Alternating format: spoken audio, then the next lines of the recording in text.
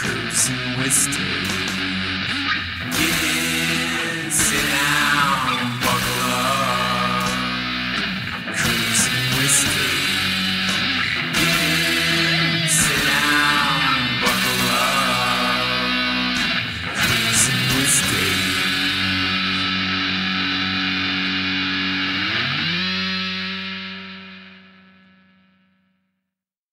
Welcome back. Cruising with Steak. Grim Steak here with James Cruz. the best, the best co-host in the world, James Cruz. Seems fucking number one. We almost won Leopardy Live round and two. direct. Almost won Leopardy Fucking round two. A. Dude, it was a tie. Although Dude, did we get it? I don't think there's been a recount Did we yet. get a recount? No. Oh, But I guarantee might be a somebody's gonna tie. recount it. Because, dude, I Yeah. don't know. Things I didn't think that we even came close. And then to hear that blew my mind. Leopardy. Yeah, I was pretty blown away. Check it out. It's on the Grimerica Leopardy YouTube Part 2. or oh no, actually you have to be a Black Budget subscriber to hear it. Yes. So So subscribe to donate to Grimerica. Grimerica. Or hey, I got it Donate on to audio. Grimerica. Yeah, it'll be real good. So I got I have it on audio, so if you donate to Cruising with Steak and specifically request it, I'll send it to you. Hell I recorded yeah. it too on our end. But yeah. Hey, so we were just- half that party. Yeah, we were. But yeah, we're gonna finish up our 6-month year in review. Because why not? Yeah, we did part 1 and it got crazy. Yeah, it did. Yeah, a lot of people joined. Once Darren came in, it kind of went off the rails and we didn't talk about any more episodes. Shit just got real serious about Civil War and stuff. I don't know. Yeah. But Then we yeah. had an emergency Ryan Peverly interview, Yeah, that was a good one. which was awesome, by the Mm. way. Yeah. It was good. So We've been doing stuff But, on YouTube too. There's a couple shit shows we did last week. They're on my YouTube channel. I'll link it in the show notes, but it's just Grim Steak if you search Grim Steak it's on there. on there, along with the D&D. All right. See. I think we ended on Yeah, so Wren, which we did a FTK with Wren. Yeah, dude, Jerry. I wish I could have stayed up for that. You guys started so late. Or Wasn't I did. good. Actually, yeah, it was like after. Oh man, it was a late Saturday night, dude. Early Sunday morning. Mm-hmm. Yeah. But yeah, Yeah, we had it was an awesome interview with Ren, and now it's like just a relationship with him has grown from that. We hang out with Ren all the time. Yeah. Like he plays D&D with us. Always hanging out in yeah, the we're chats. actually gonna start a remote viewing project with him. Yeah, dude, he Should was be talking about that. interesting. Him and that guy were talking about it today in the chats. Something Yeah, they're going on. gonna go in partners on figuring out setting targets and all this stuff, and kind of like Adam. I guess they've been practicing that. Yeah, him him and and Justin. Yeah, they've been sending stuff back and forth. It's pretty interesting. Yeah, so I'm gonna jump in all over that and test Dude, it I out. don't even quite understand remote viewing fully, I don't think. You want to give me a rundown, James? What? You want to give me a rundown of remote viewing? A rundown of remote viewing? Yeah, just describe it. Yeah, you have. I guess like there. It has to do with. Okay, imagine like a sigil, you know. So in this sigil, they call it like a target. So you have to always have this base point, which is like this target. It's like your own personal like safe space. And but what happens is like either Wren or that guy, whoever's going to be like, I don't know. I think that guy, he's supposed to be this baseline target. Like he gets email from Wren and then everything gets sent out through that. So you get like a coordinates, like kind of like a longitude and latitude type thing. Mm-hmm. And you just kind of meditate on these numbers, not like, I mean, not, you don't even have to be like full blown like woo woo meditator guy or anything, but you Just kind of clear your thoughts and just, you know, you just clear your thoughts, and you just get a pen and pencil or pen or paper or whatever, and just you want to write down like what you feel.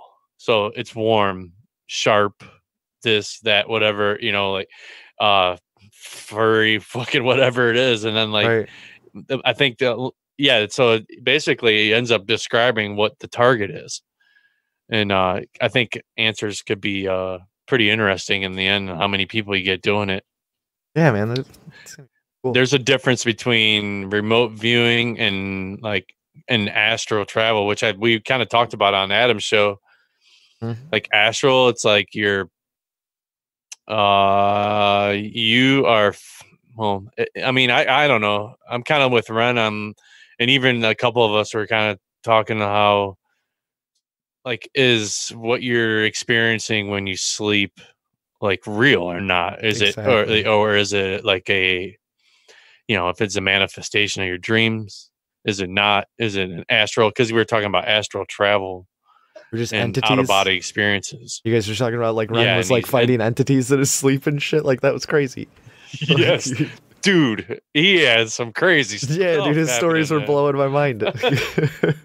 Yeah, he's like, or like he's he like ate that one. Fucking, he ate that one demon or whatever was on him. Yeah. Yeah, you gotta listen. Oh my God, listen to the newest know. Friends to Know. It's called Longest Edit Ever, I think. It's Friends to Know's newest episode. It's great. It's a great show. Yeah, yeah. He throws off an entity and however you say that, but and then eats it. I mean, if that doesn't tell you how crazy that shit is, but yeah, I liked what he said there. So like astral, you're physically like going somewhere, and then within remote viewing, you have a coordinate, so you're in you are present in the area, and you can like it's like smell everything. It's like it's a more of a feeling compared to a physically being somewhere with an OBE type situation. But can't wait to try it. I liked what he was saying though about how just like you should never be afraid of anything in a dream or anything at all. Yeah. Like you have a human soul. Like you are more powerful than any of these other things. Like it was you were the master. Yeah, dude, I like the way he was talking about that. It was pretty good. So Wren, yeah. Great new friend of the show for sure. Yep. Can't wait to have him back on again. Dude, very knowledgeable in cryptocurrencies too. Oh Definitely. My God. Yeah. By the way, yeah. Holy Jesus. Fucking talking a lot of that. All right. So after that was show number 21. Didn't I just say that? Who was in Might go down in one of the most epic fucking shit shows ever. Dude, that was a good one. And of course, since I don't write any show descriptions or anything, I have no idea what it's about because I have the worst show notes in the world. But yeah, it had me, you, Jerry, Cliff Wall, Fail, Sean Chambliss, Liberal Mike, Adam Tarsus, Killendell. SMQ was Smokey was there for a little bit. Yeah. Yeah, man, we were just... Oh, dude, I remember we kind of started... get into... I don't know. I think that was the first time when Share a Memory That's Unique to You was busted out. Yes. So I think we might... I don't remember what kind of stuff, but dude, yeah. That was a good one. It was a 3-hour shit show. Yeah, that was a long one. Yeah. And that was... and yeah, Felix kept saying, didn't I just say that? And that's kind of where that title came from. That's how it started, yeah. Oh, man. Good times. Yeah. Oh, November 12th. That was the 12th, yeah. It was crazy, man. Felt like it wasn't that long ago. Not at all. It wasn't. I know now these are all starting to catch up. Yeah. I mean, it's almost February, but did Felix play live music on that one? He may have. No, there was a show that he played. Oh God, it might have been the Ocarina or something. The Ocarina, like the Macarena. Yeah, Ocarina, whatever you call it. Yeah, Ocarina. Man, good stuff, man. I wish I remembered more. I never remember the good ones. I'm usually real fucked up. What were we on after that? The Ascended Minds Swapcast. Dude, that was a great show with Ryan. Ryan actually said he might be popping in here a little later. Oh, really? That'd be great. Yeah, he shouted that out. But, yeah, dude, we talked just a lot about the Law of One with him and fucking putting love and friendship and community and just, I don't know, man. It was a really good chat we had with him. Really good. Ryan's an awesome dude. Yeah, going deep with that dude. It was fun. Dude, he's got a good show. A lot of positive vibes coming off of that show. Definitely. What it's all about, man. Good vibes here at Cruising with Steak. That's what we spit. Yes. Cruising with dicks. Cruising with dicks. Oh, I love it. That's how we roll. Yeah, but Ryan's great. Ascended Minds. Although he hasn't released an episode in a little bit, maybe. I think he's got some shit going on. Yeah. Well, love and light. Hope everything gets better, Ryan. Send some love back to him. Yeah. Yeah, but he I remember, man, we talked a bunch of stuff on that show, dude. Much so that I don't remember. Yeah, it's hard to it's like, that I need to do the same thing, man. We got to start taking notes on all these shows. Yeah, right? I need a notebook, man. Holy shit. It is, dude, because it's like 90%. I mean, sometimes I'll go back and re-listen to them. Most of the time I do. But it's usually like I'm kind of just half listening. Yeah. And then we do like so, we do so much I was content. like, I need like a little clip or a little notepad just like at work or something in my back pocket, man, because even if I'm listening to something, at least I can do show notes on it or something like. But it is, dude. And also like we chat, have so many chats throughout the week, and are just so many hangouts, dude. It's hard. it's like they all just blend together. Like I don't remember what's a show and what isn't. So much fucking shit. But it's cool. Love it, man. Yeah, I'm like reaching out to new podcasts to come on the show, and I'm just like, when do you record? I'm like, every night. I don't know. Whenever you want, dude. We're always on. It's true. Honestly, it is. Always on, dude. I was like, we have a Zoom room, and we're in it every night. Yeah. Being here. I was like, basically, we're free except Monday nights because we D&D. Monday night is D&D. Dude, I made it till the end last night. Didn't even pass. I know. Feeling good about that.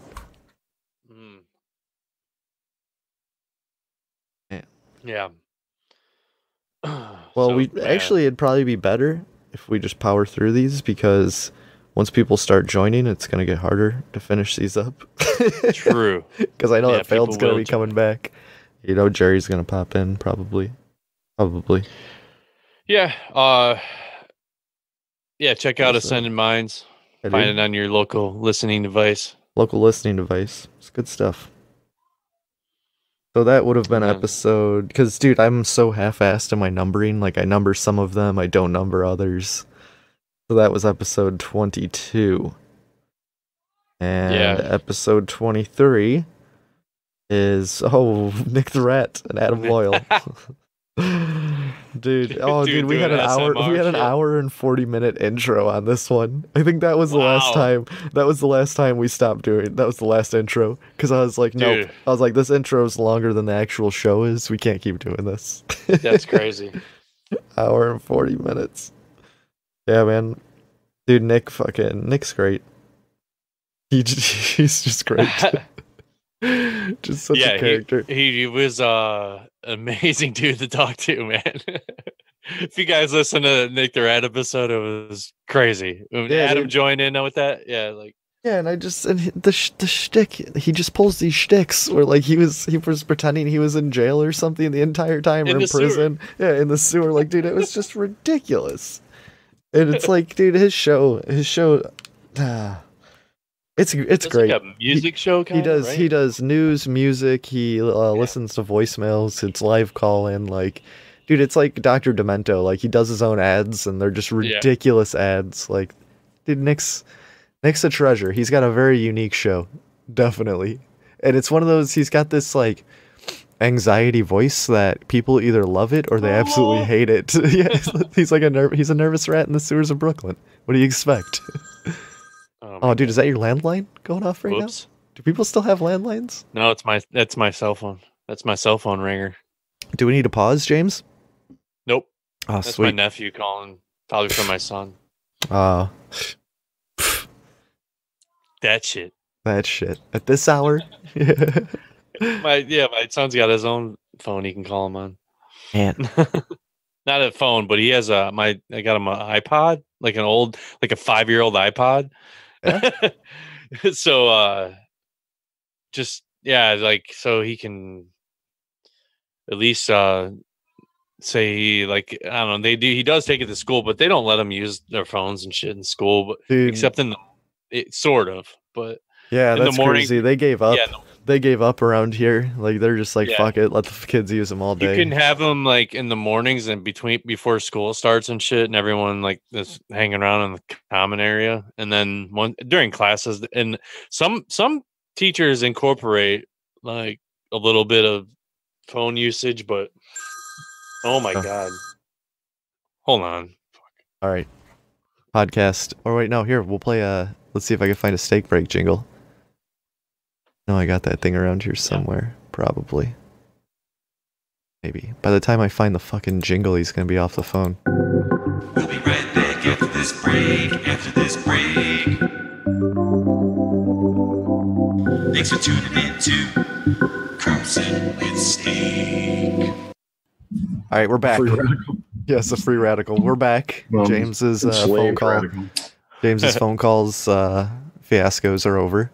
And we are joined by Jerry that little Cthulhu. girl's scream was terrifying. Everybody just kept running, but it was that happened.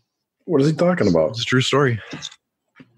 Then we smoked some weed. It was a good time. You and Obama, or you and Biden? Yeah. You and Obama? Did? No, Obama. No, I can't smoke with Biden. He's gonna try to look at my bra. There's some Nick the Rat, dude. Nick the Rat, right there. But yeah, as I was saying, we're joined by Jerry Cthulhu and Jerry. Good evening. And Mr. Nomad himself. Hello. Yeah, so here we are. Hello. We're back. I think that was the first time that James said, "Hey, Grim, pause it," and it got paused. I was getting phone calls, all this shit was happening. Dude, things were getting out of control. You got cousins calling for kids and just all sorts of nonsense. All right. What was after? Something going on right now? Butt biome, dude. Oh yeah, butt biome. And I just like kind of popped out my pipe, and then I'm rolling in with my dagger. Because I was just still standing there smoking when I stabbed that last one. You're recording Cat Dice for that. So popped out my pipe. Yeah, you did it. You're not attacking a bat, right? You're going. No, man, I'm going in for one of these slimy, fucking rotting flesh things. All right, time to get to work. It's okay, man. You can hang, dude. Sit down, buckle up. Butt biome, man. That was butt biome. That was the intro. I used our D&D clip. That's right. Dude, that was a good one. Well, that was, because in that one, you guys were talking a lot about the gut flora and all that shit. I think Nomad, you were on butt biome, I'm pretty sure. Talking about all that stuff. About your gut biome and fucking health shit that I have no idea anything about. I know nothing about that. But yeah, and that's when Ryan from Ascended Minds popped in and said butt biome. Bam. Show title.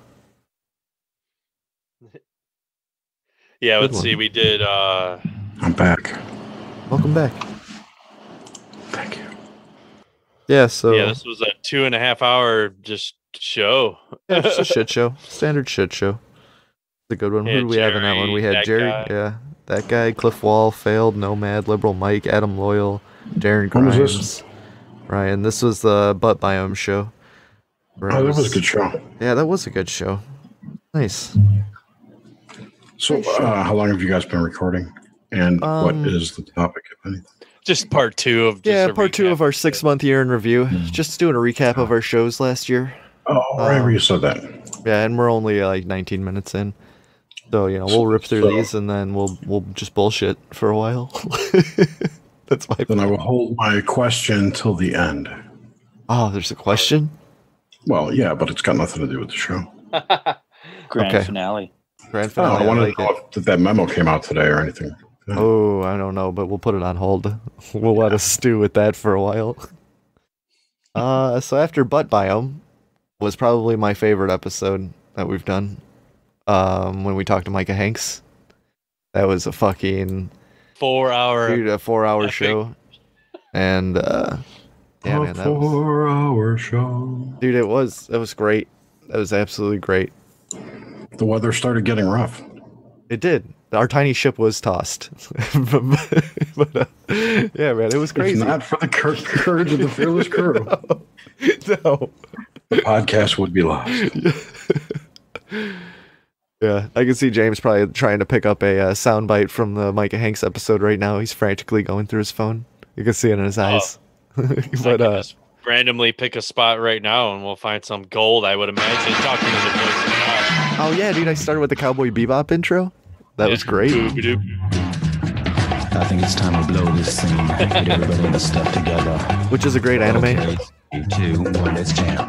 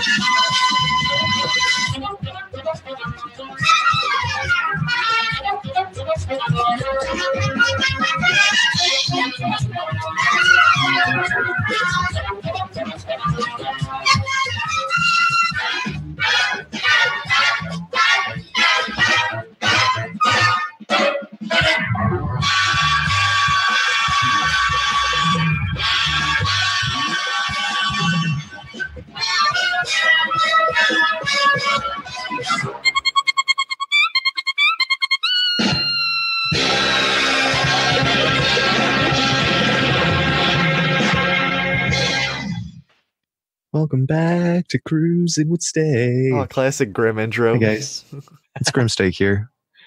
We just did a 4-hour podcast with Micah Hanks. It's pretty epic. There's some. Wait, you just gonna play this whole episode, James? No, just moving around. Yeah, I did all the art for, but I mean, I worked in a place for like 12 years, but like. But I don't know what JPEG stands for. What the fuck? That's right. I don't know what that stands for. He really let me down. For Clovis, which was near Clovis, New Mexico. There definitely is evidence of professional electronic graphics format or something like that, isn't it? It's something silly that doesn't seem like what it should be. No, it's called GUI, whatever the fuck that was. It's a graphical user interface. Yeah. An acronym within an acronym. Last week on Leopardy. Yeah, thanks, Jer. You bailed us out of a couple sticky ones. Those sides. So I'm not saying they didn't kill mammoths. However, you're welcome. What's interesting is that more recent studies where protein analysis on these ancient Native American blades tells us what kinds of animals were being killed. More often than anything, we see bison. They weren't just going out there slaughtering mammoths. You know, they didn't have this vendetta to kill every elephant that they saw. If anything, those were extremely large, formidable, dangerous, and very difficult to kill animals. Why waste the manpower and the time to kill it, right? And then leave all that meat, like you said, James. Leave all that meat when you could go and you could kill a bison or a white-tailed deer. Now, here's the two things. They leave a meat mountain. Totally. Meat mountains. That was Micah ranting about the overkill hypothesis. Yes. About how basically Stone Age man just came in and killed all these megafauna in the northern, just a complete bloodbath. Like these fucking creatures that are gigantic. Yeah. shenanigans and bullshit. I think were his exact words. Like a metal music, equipment. Yeah. Yeah. Me too, actually. Yeah. I know. Back to Corey Good. Back to the now and these fucked up money. I mean, I'm sure they're making money. I'm not trying to dog like that company. Not, I mean, whatever. Sphere being that's the Sphere shit. Being Alliance. But as far as like Gaia and stuff like that, there's beneficial things on Gaia, dude. There is. Oh God, Gaia TV. Yeah. Gaia TV. Yeah. James Cruz shilling for Gaia. That's right. Shit back to advertising, third-party advertising websites. There's no question any longer about that, guys. I mean, this is so Orwellian. Yes. Oh yeah, definitely. Oh this is becoming we were just talking about it last night, I think, Graham. Like or somebody made the whole 1984 thing because it was after D&D. I stayed up till like 3 a.m. then. Do you play Dungeons and Dragons? Dude, we play every Monday night. We have Adam Loyal, Graham from Grimerica's on there. We stream it live on YouTube. You guys do all I was this pretty shit, lit up man. at this point. I could hear the drunkenness and excitement in my voice. Mike, you are any night, man. Monday nights. We play every night D&D. 8 what is it? 8 Monday nights I'm doing my show though. Yeah, you got Grailian. But I mean it's usually about an hour after Grailian ends. That's when we start. We do. It's crazy, dude. Good times, man. That was a great fucking show. God, that was a long one too. But yeah, it was like every minute just got better and better and better as the show went on. And then it was like multiple breaks, more beer runs. It was like one thing after another. That was a good show. That was fun. So after Micah Hanks, we had Yvonne, Groovy Bean.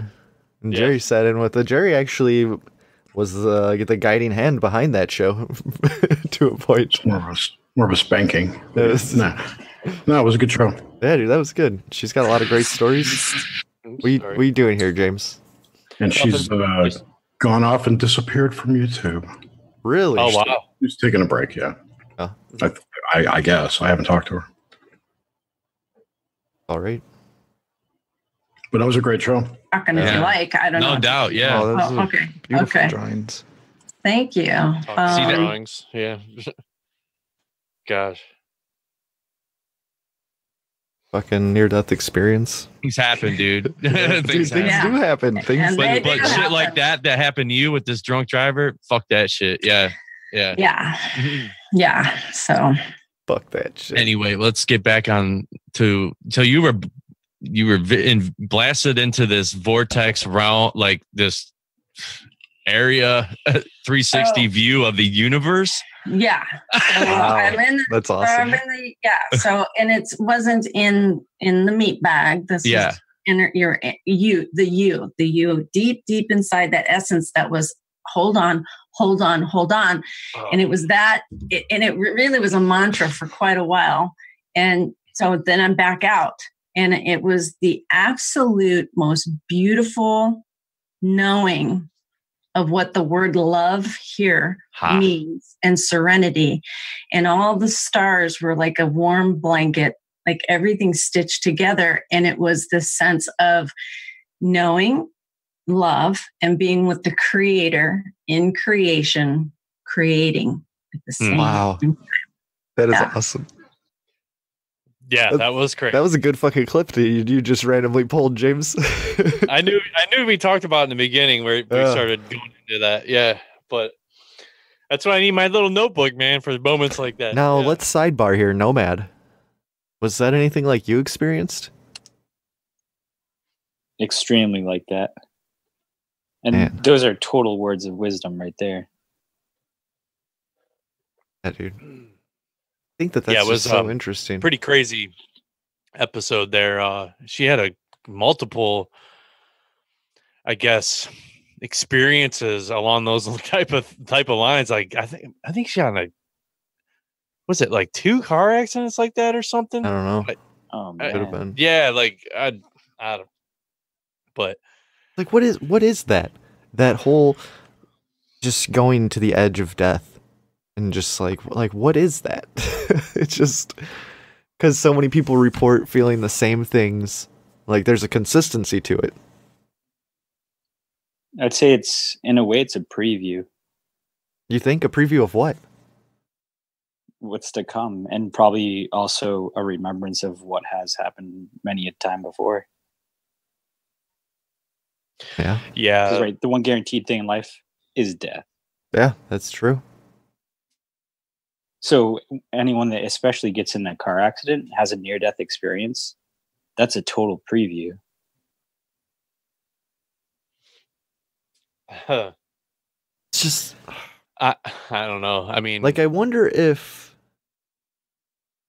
when you're in that state, if just the simple fact that because you regain consciousness, that's how you remember that state.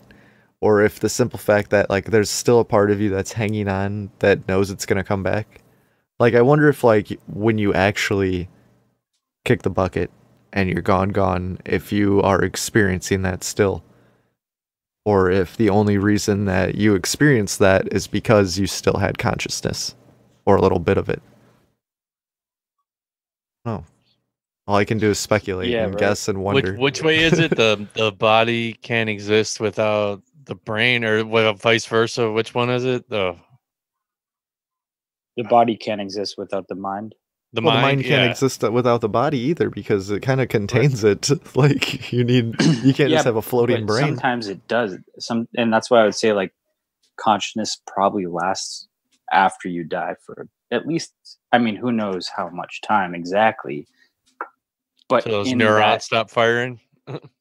Yeah, exactly. And in those moments, I think it's almost like living. It could be like living a whole nother lifetime, depending. That's why, I mean, even people do a lot of psychedelics report having experienced lifetimes. Yeah. Especially, things like ayahuasca or just anything. Even on salvia and shit, you can experience that.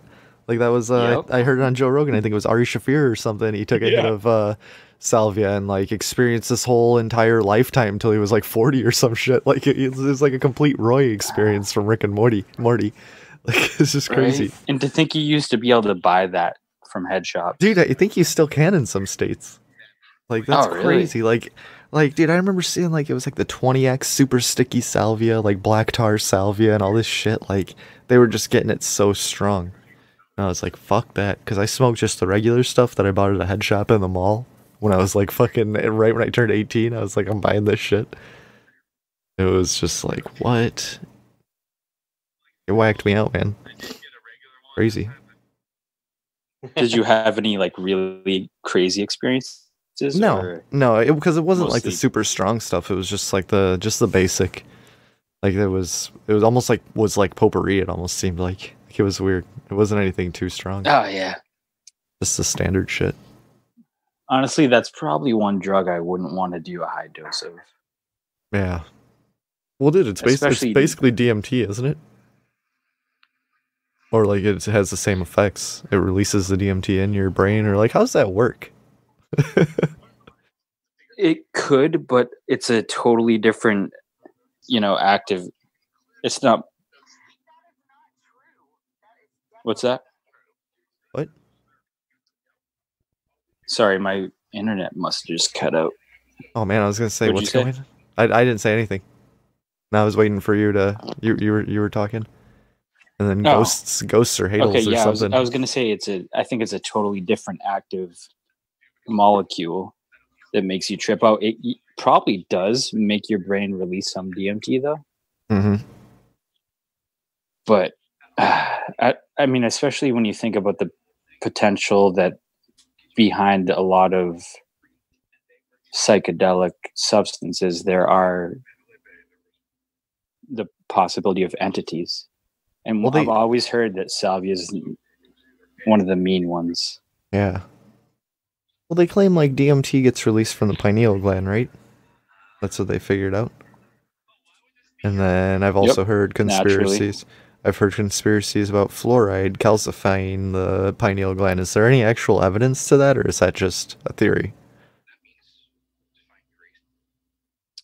that you know of, Nomad? I know you're not a professional on the subject or anything. I honestly wouldn't be surprised. I'm not a professional, but it's a funny coincidence. I mean, because when I was a kid, me and my sister, we got fluoride drops from the dentist. Right. That we'd take every night. And especially as a kid, we always hated taking it because it tasted like shit. That's so weird. And it was, right? And it was probably concentrated too, because you're only taking a drop or two. Yeah. Tasted horrible. So weird. Probably back then, like as a kid, innately knew that it was horrible for you. But it's good for your teeth. Yeah, exactly. It's fucking ridiculous. But I mean, that's the whole thing, in my personal experience, that's why I would say it's there's some legitimacy to that. Because I didn't know if there's like any legitimate, like, actual proof that it's doing this that I could look up, or if it's all just because sometimes you get down these fucking rabbit holes and it's just like you see so much of the same shit in an echo chamber that you just believe it as fact when really it's just people repeating the same shit over and over again. You get back to the regular source and it's like fucking David Wilcock or something. Yeah, that's a really good point, dude. One thing I've heard, I don't know if you've heard this, but at least for like scanning and taking any kind of scan of the brain to look for tumors, that's one thing they'll look at is where the pineal gland is. And typically for adults, it's always calcified. So it shows up as white. And if it's off center, that's one of the initial indications that someone might have a brain tumor. Really? I've never heard that, but that's interesting. Right? And I can't source that. I don't even remember where I heard that. Right. I was like, that makes sense if that's the case. Crazy, man. Well, interesting. I mean, besides the skull, there's no bones, but if there's something calcified, it'd show up. Well, yeah, dude, and if it does control this, like the DMT and everything, like who's to say that's not what causes our dream state and everything? Like maybe it's releasing it while we're sleeping, and that's why we have fucked up crazy dreams. Who knows? Oh, absolutely. And I would also go to say that during the waking periods of our life, it enhances the imagination. Mm-hmm. Yeah.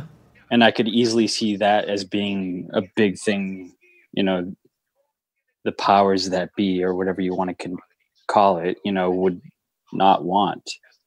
Free thinkers, people, everyone with great imaginations. Because then no one would work shitty ass jobs. It's true. Dude, we only do it now slaves. Because it's like, what's worse, man? Being a fucking slave and not knowing about it, or just knowing you're a slave but knowing you have to do it? Like, I don't know. Is ignorance really bliss? That's what I'm trying to say, pretty much. Like, would you almost rather just not fucking have gone down all these crazy rabbit holes and all this shit and just not be, I hate this word, but woke? Like, I'd honestly never take it back. I'd never take it back, Yeah, it's an interesting path that we've chosen. Just to fucking read down this bad shit crazy stuff. The major work we're all doing right now in this reality. It's I would say it's even a great work. Maybe that is the great work. What we're doing right now. Or Nomad, is it all?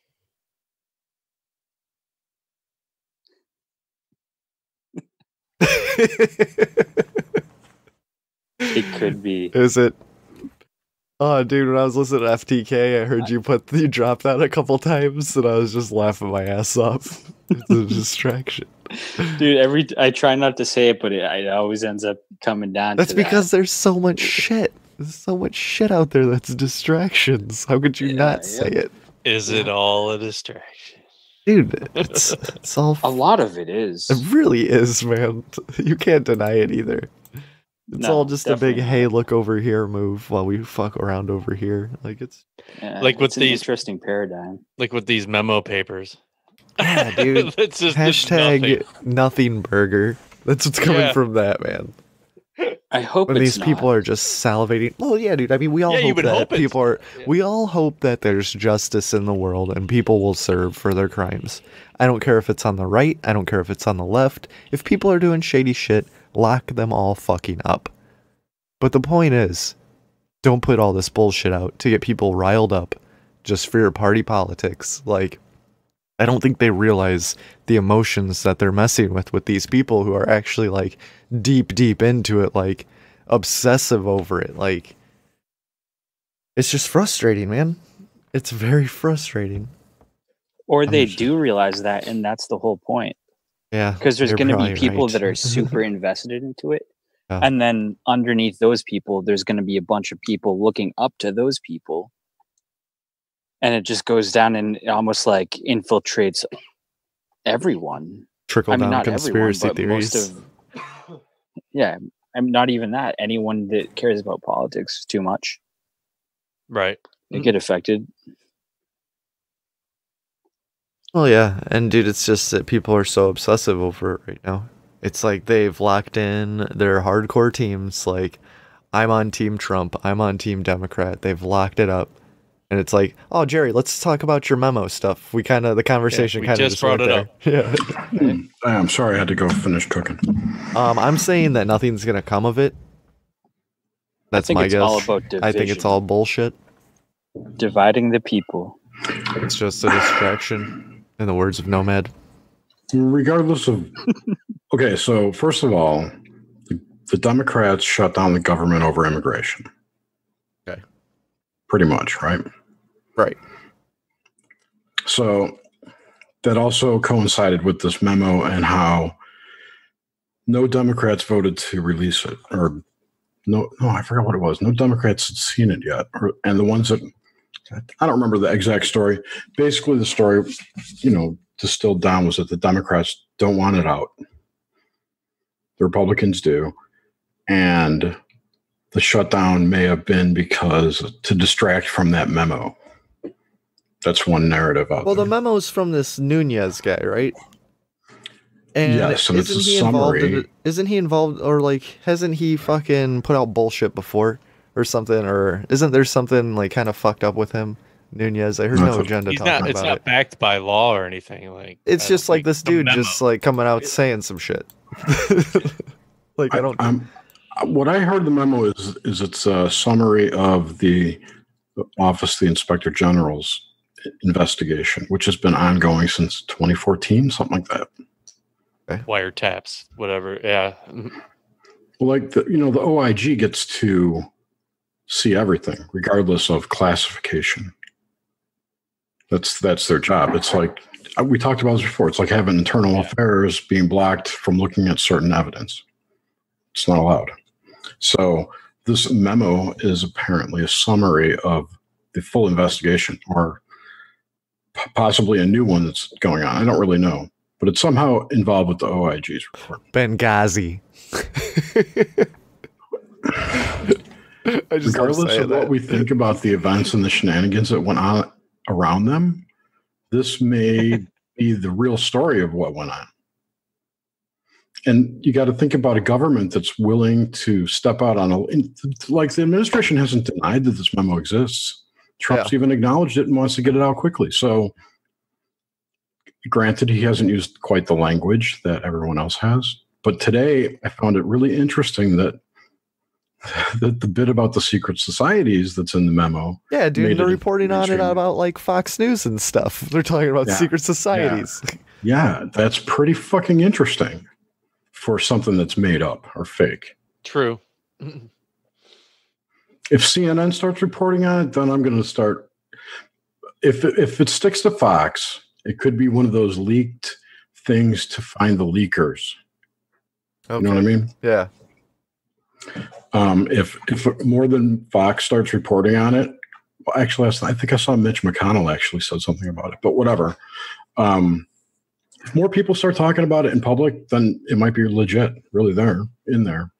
But again, you have to. I tend, if this memo it really is a summary of the OIG's investigation, I would believe it. That's what's really going on. Yes, just wait and see. Another interesting thing to consider is how much in, especially entertainment and media, you've seen some kind of disclosure with secret societies, all the symbolism amping up. Yeah. And that started when? The Belluminati. I mean, that 3-4 years ago. Yeah, exactly. And sometimes it makes me wonder if all of this was done on purpose, just so everyone could get deceived, and then there could be disclosure purposefully. What kind of disclosure are you talking about right now? Mind fuck. Talking about alien disclosure? Oh yeah, alien disclosure, secret society disclosure, like all this. Just full blown, just shit. Hey, all you fucking tinfoil hatters, here's your fucking birthday. Like, what? Maybe it's like all the plot lines are ending. Oh God.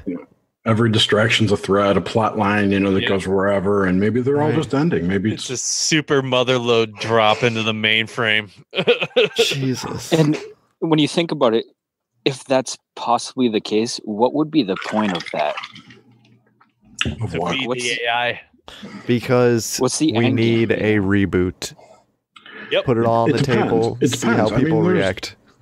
There's this whole narrative out there that, and I kind of tend to agree with this if that shit's true. Like that, this is basically a playground to keep us from being bored, because as a collective consciousness, we know everything and have done it. We have.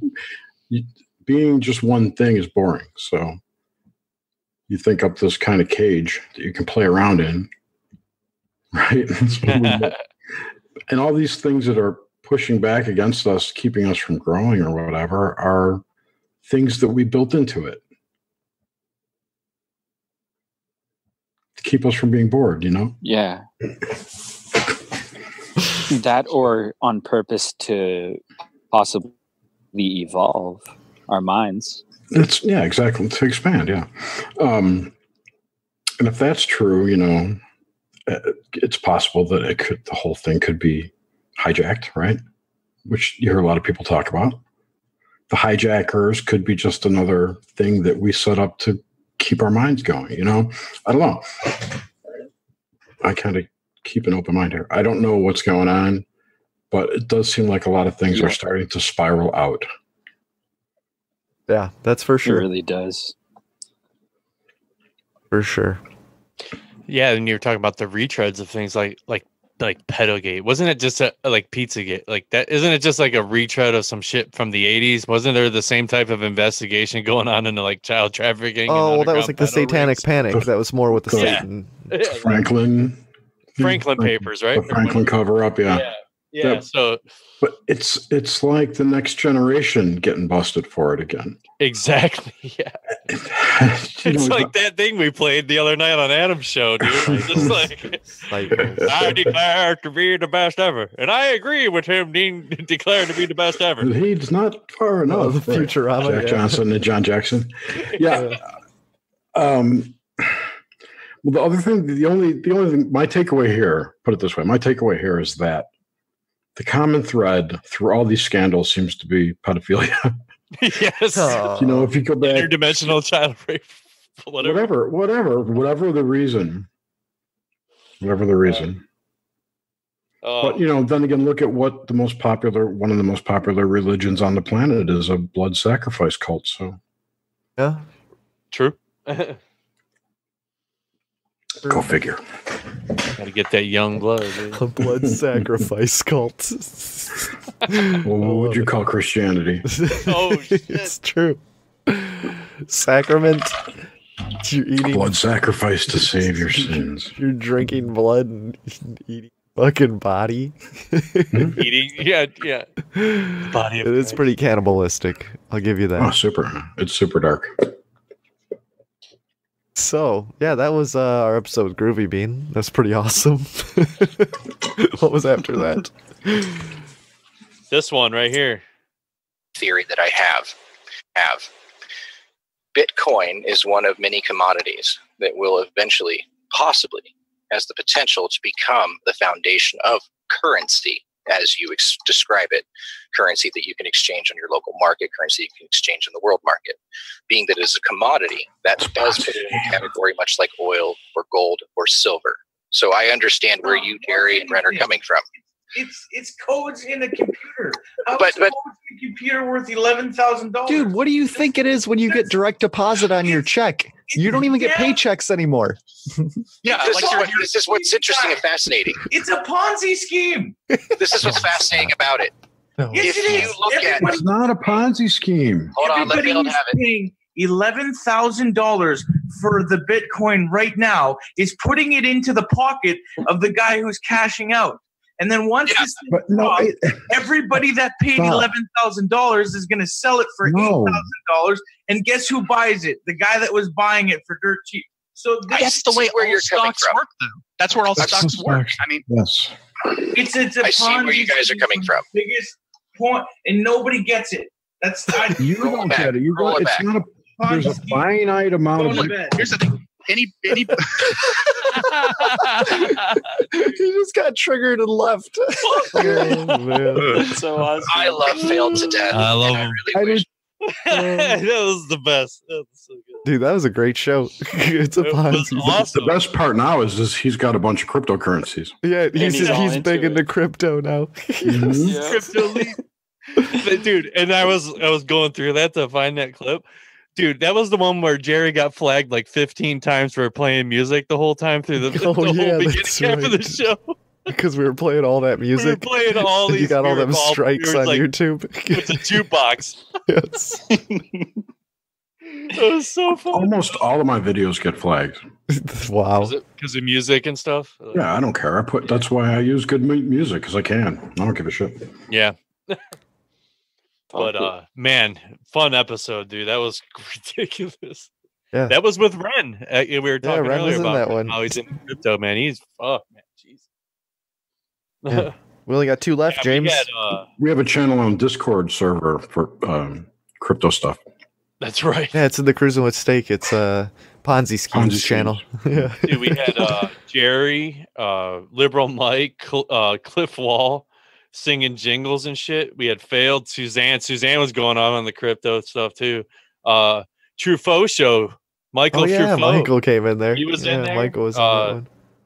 Nice. Yeah, Sean Shameless, Wren Collier. Yeah, oh my god, there's so many people in that one. Star-studded cast. Yeah. I'm still on the fence about cryptos. I know you are, Nomad. I hear you every single time you're pushing back. You're pushing back. Dive in a little bit. Which actually, if you go back to the YouTube channel, we did a great show talking about cryptos last week. We live streamed it. I'm telling you, if there's not a giant increase in cryptos over the next 6 months, then perhaps maybe it has been a giant banking scheme, Maybe. Could be. I mean, it's most of it's based off of the dollar, right? In its essence? No. Do tell. It's based on the blockchain.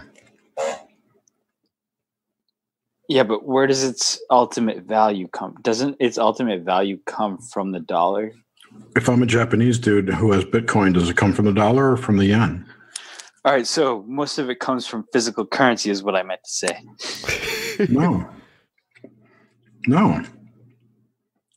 What are you talking about? Like the market cap? How much that it's worth, like a stock?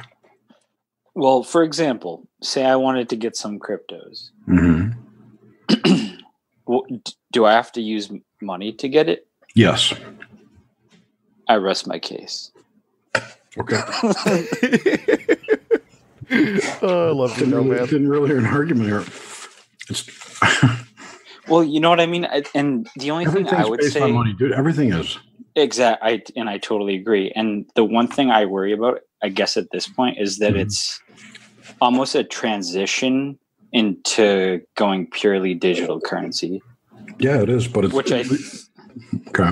I'm just saying I'm not sure if that's better or worse than where we're at now. It's better because it's decentralized. Digital or paper. I mean, it would be nice to have paper cash, and I'm sure there will be whatever currency prevails. The cryptos will have some kind of physical device or whatever.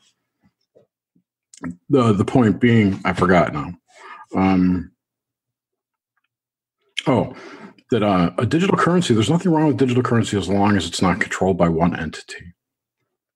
And that's, if the Fed comes up with FedCoin, the new federal digital currency, then I got a problem. I don't want to use that because all the transactions go through them. We have no idea what they're doing. Agreed. But to use Litecoin, to use Litecoin, which is an open source, you can look at the code. It's you can explore the whole blockchain. You can look at everything. As an example, Litecoin. Same with OMG or Dash or any other number of coins. It's decentralized. No one entity controls it.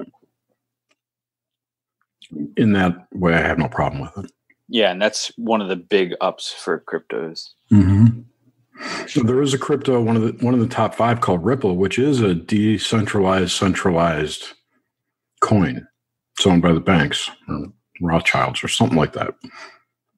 It's somehow involved with the Rothschilds, yeah. It makes you wonder if eventually, it's hard to say now, but I wonder if there's potentials for it to get corrupt in the long run. There's probably more. If I was a crook and I was looking for like the biggest pot of treasure to go after, I would go after people with wallets, with the stupidity of people putting bad passwords on wallets or using insecure wallets or phishing scams, shit like that. Yep. Probably far much more gold in them there hills than trying to hack Bitcoin or whatever. But I don't know. I'm not one of those types. Yeah. Another thing I always found curious about it too, just thinking about, 2-3 years ago, when someone said crypto, what did you think? Bigfoot. Hash. Right? Chupacabra. Oh, not me.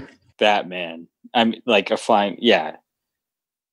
Most, that was the original definition for most people in this kind of group, Anyone thinking on the fringes or any kind of alternative thinker.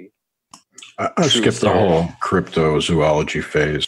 Oh, for real? Right, but before Bitcoin, totally not interested in it. You don't believe in monsters? I don't know what that shit is. I'm not going to go chase some goofy interdimensional ape men. Come on. They're obviously interdimensional. Come on. YOLO. Dude, they're just the robots of the Greys.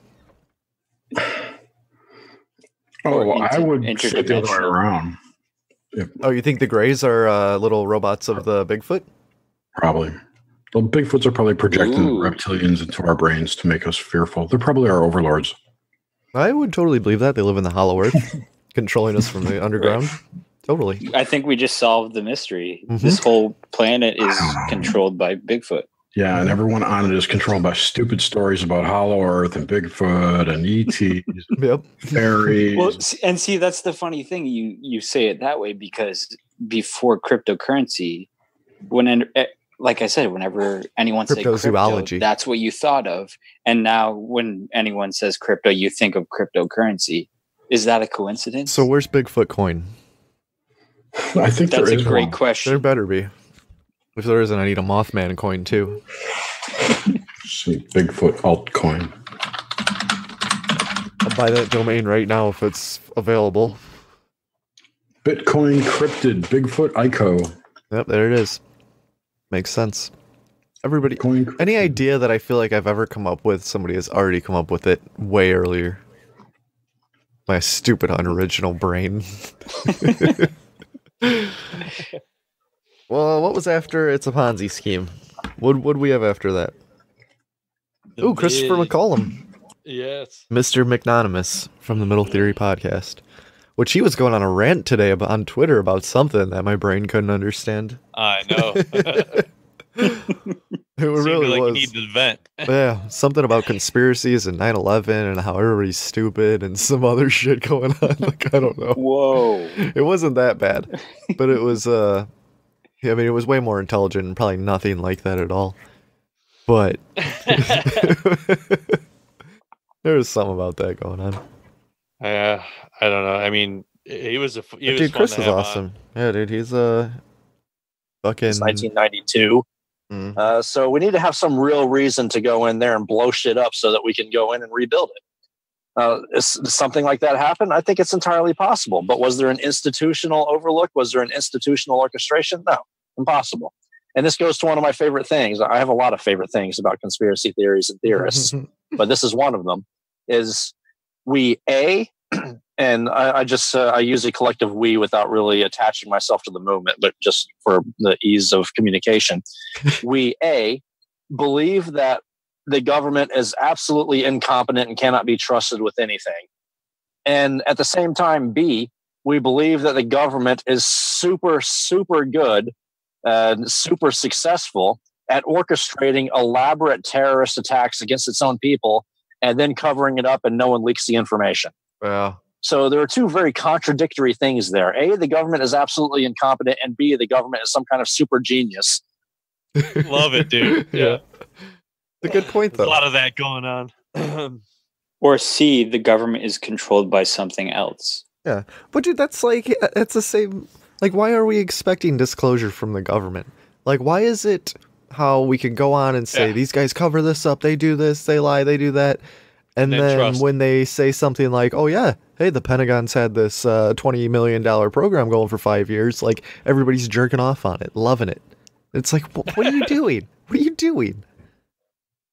Right. Clearly there's something else happening behind the scenes. Oh yeah, dude, the smoking man. I've been watching X-Files. He's controlled it all. Dude, he faked the moon landing. There you go. And he's a reptilian. Oh, dude, he's just totally that's a reptilian. right, the last episode, right? Yeah, dude. He said they're smoking when they're faking the moon landing. It's faking great. the moon landing with Kubrick. Yeah. Dude, I like how X-Files has been doing that. They're tying in all these conspiracy theories. Like, I swear they're listening to Fringe Radio or some shit. They're going out with a bang, dude. They're throwing it all in, just like Jerry was saying. Dude, everything's coming to an end before the awakening happens, right? Oh, definitely. And it's like I said, I was saying earlier, it's coming out into the mainstream. What's happening is we're all ascending into 5D and we're connecting to source. That's what's happening. All those threads have a piece of the puzzle. Hopefully. The UFO ships are the triangles and everything, dude. It's ridiculous. The Tom DeLonge triangles? Yeah. Dude, PR3Bs. They're totally real. Although, I think Joe Rogan might be a shill. What I was trying to say is that the thread that everyone's following, like the people who are following to the stars, that's going to crash and burn, and they're going to see it for what it really is. And whatever we follow, that's going to crash and burn, and we're going to see it for what it really is. What about this dude David Wilcock has that's autopsied 3,000 ET species?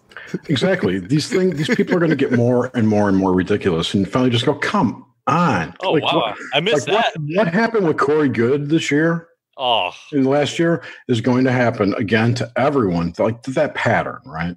Of exaggeration upon exaggeration upon exaggeration to the point where people are like, you're so full of shit, get out of here. It's a Ponzi scheme. It's going to happen faster and faster and faster with people because they're not going to tolerate that length of time for that much bullshit.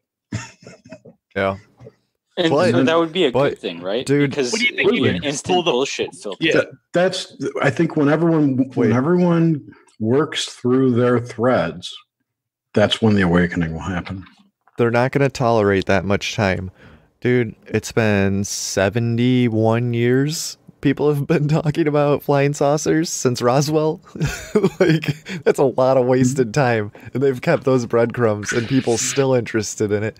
Like, it's a counterculture. And it's just, that's what it is. 70 years, yeah. It hasn't quite been 71. Yeah, I don't know. It's interesting when you think of it that way. I think it's a big spell. And now recently we're seeing, it's almost like we're seeing more coming out in the mainstream about it.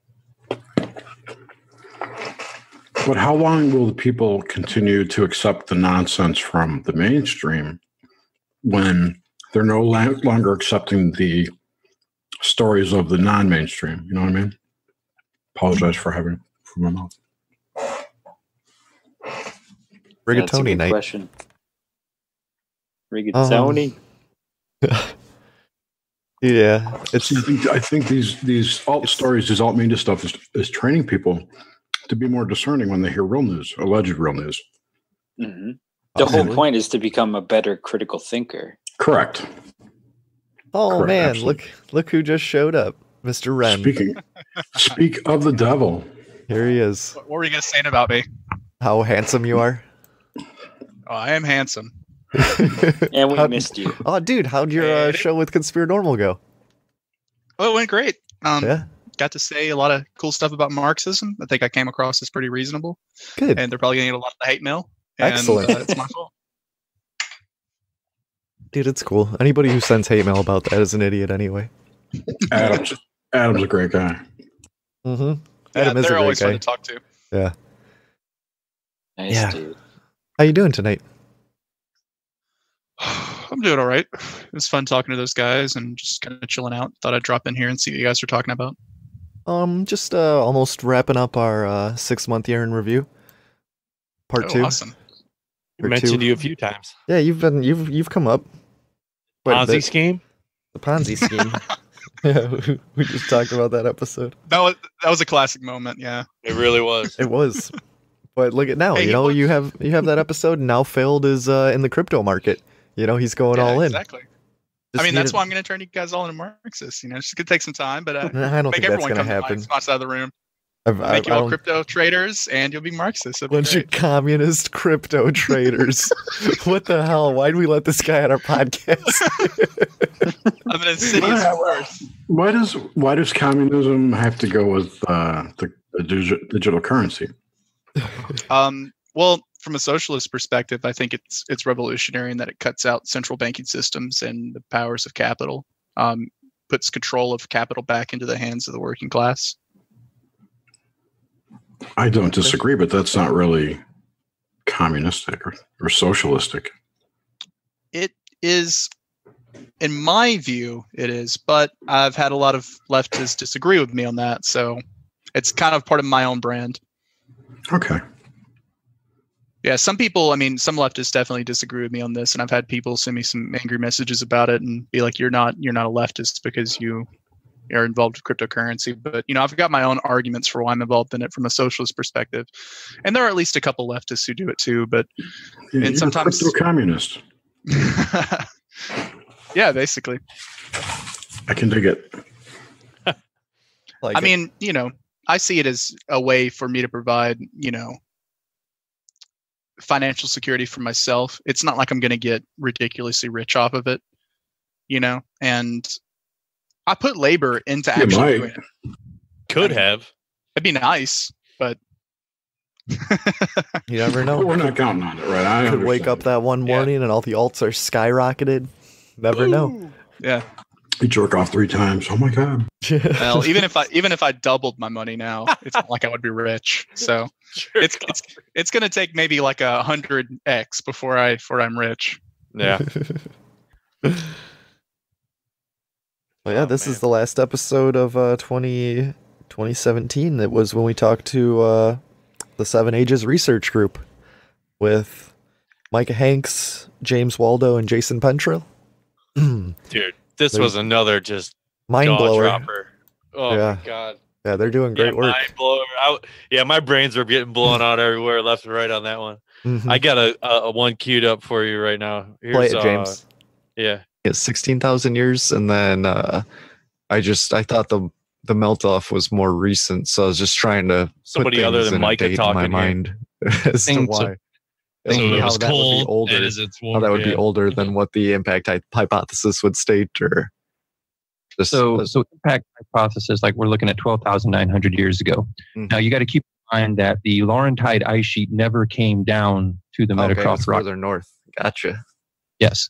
So the glacial maximum, the edge of that during the glacial maximum. So when the Laurentide ice sheet was at its fullest, it never covered the Laurentide ice sheet. It was many miles north is how it was described to us by Dr. Adavazio, because I asked him the same question.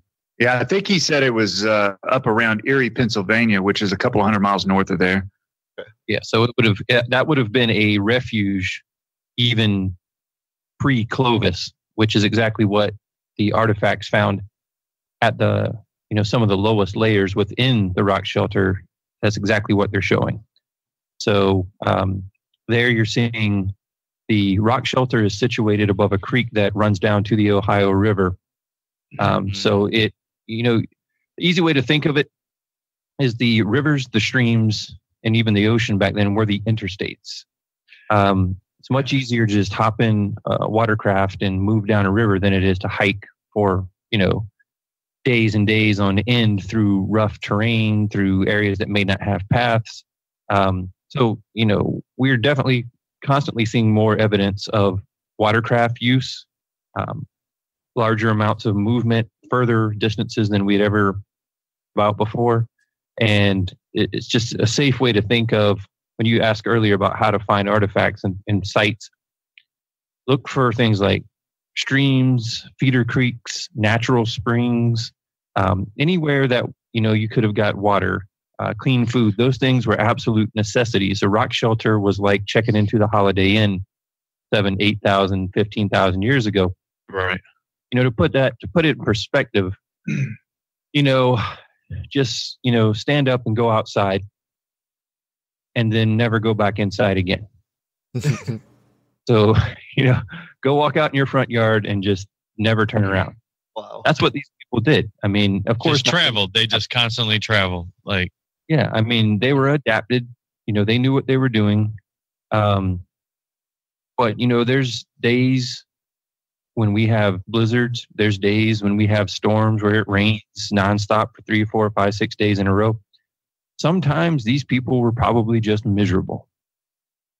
And so rock shelters, you get trapped maybe, and somewhere where you could find food and clean water. Those are the places you look because they would have been of monumental proportion back then. It would have been everything to find a nice, clean, dry rock shelter that you could actually make a fire in. Yeah, I wanted to play that for a little bit longer. Yeah, he was talking about the Meadowcroft rock shelter. Holy man. Oh, hey, Failed. There he is. What's up, guys? Hey. What's up, man? Just going through the last few bits of our show. This was the last episode, man. This was the last one of 2017. Yeah. Yeah, you get that, guys? 6 months of episodes. And it took them 2 shows to do a best of series. That's this right. Is the best podcast in our universe. Oh, thank you, Failed. Thanks, dude. I second that. Oh, thanks, Nomad. This is a work of passion right here. It's a passion project, definitely. Two people who are obsessed with podcasts and made their own podcast to be podcasters. When's the movie coming out? It's so good. Oh, we should do a Cruising with Steak movie. Dude. Feature film? I like it. Except it's going to be called Cruising with Dicks. Yeah, Cruising with Dicks. Yeah. That's one dick I'd like to watch. Right? Exactly. Yeah, dude. Thank you, man. It's been a lot of fun, dude, and a lot of these shows and everyone that's in here and always on all the time, man. That's what makes the show, dude. And so many great guests too. Yeah, I have been getting good feedback, and why a lot of people are digging the show is because of the guests we have on, man. Which is like these guys had JP Sears on. Amazing. Yeah. Toot my own horn there a little bit. Sorry, guys. Yes. Yeah, Failed. You stepped up. Saved the show. You and Sean. Oh my god. Let's schedule an interview for 7:00 in the morning. Yeah, what the fuck? That's what I'm saying, man. It's ridiculous. Yeah, thank God you were home, bro. Oh my god. A fucking YouTube sensation. That's what. Yeah, you guys are basically the Ginyu squad of podcasts. The Ginyu squad? Thank you. Yeah. I didn't get that reference. Did somebody fill me in? Because I'm an idiot. I don't know Ginyu squad either. Okay. Yeah, well, thank you for that. I'll pull up a sweet screenshot. Like genuflecting with a squat? No, it was Frieza's fighting force for Dragon Ball Z. Oh. The Ginyu squad, Raccoon, There were a few. All I can really remember is Raccoon. That's the best my memory's doing right now. There's Raccoon, Birder, Jace. Fuck, I can't remember the rest of them. I don't know. I'm listening to this song right now. Frieza was the boss, right? Yeah, Frieza was their boss. Yeah. Well, I mean, there's Captain Ginyu. What show are you talking about? Captain Ginyu. Dragon Ball Z. I think it's Dabura, the other guy. Or no, it's Dodria. Dodria, that sounds familiar. Yeah. Yes. Man. Those were the good old days. Dude, they were. You need to rewatch those. No, I never don't. got into like some of those style animes. Animes, yeah. There's been a couple on Netflix recently that I've started watching. I did watch the 4-series Castlevania one, which was fucking awesome. Dude, that was badass. That Castlevania was real badass. Dude, there's I guess I heard that Netflix is dumping like, since they're losing like Marvel and all those, I guess they're dumping like shit tons of money into animation. So, and they're doing a full blown season and everything with Castlevania. Really? Yeah. Because they saw how good it scored, like on the metrics and stuff, like. And I guess within like 5 hours, everyone watched all of it, and like we're like, "Oh, we need more," But, I saw that there was, man, I'd have to look them up. I watched a couple that were really cool. You gotta watch Devilman Crybaby. That one, dude, man, yeah, so good. Well, I saw the one that Grimm was talking about. The metal Full Metal Alchemist Brotherhood. Yeah, dude, that's like so tame compared to Devil May Cry Baby or the Devil May Cry Baby, Devilman. Yeah, dude, that's like I started watching it and I was just like, man, I don't know. It's a lot to handle. It is. It is. It's. I don't want to sound like a prude or anything, because I have no problem with that. But it's sometimes the over sexualization and the hyper sexualization is just like, come on. Yeah. Like, I don't know. Yeah. Who fights a battle in a thong? Come on. Well, no, I mean, that's cool. But nice, it's just random cutscenes to fucking is just like, whoa, where'd that come from? My mind wasn't on that right now. It just blindsides me. Yeah, it's something that Devilman Crybaby is not. It doesn't shy away from like horrific ultra violence and then like crazy sexualization at all. All within one camera scene, like swipe. Like here, we're gonna disembowel some demons, and then boom, here's a blood orgy. Just pow. We're gonna show balls. Yeah. We're gonna show a topless woman, and then her nipples are gonna turn into huge like fanged mouths, and then bite the heads off of two guys standing next to her. Exactly. Yeah. Ow. Oh, good stuff. So I think Facebook is going to be the company that introduces like downloading your brain into an Android type of thing. Oh, I hope so. I'll go into an Android. They just acquired a company called Confirm.io, a biometric ID verification company. Mm-hmm.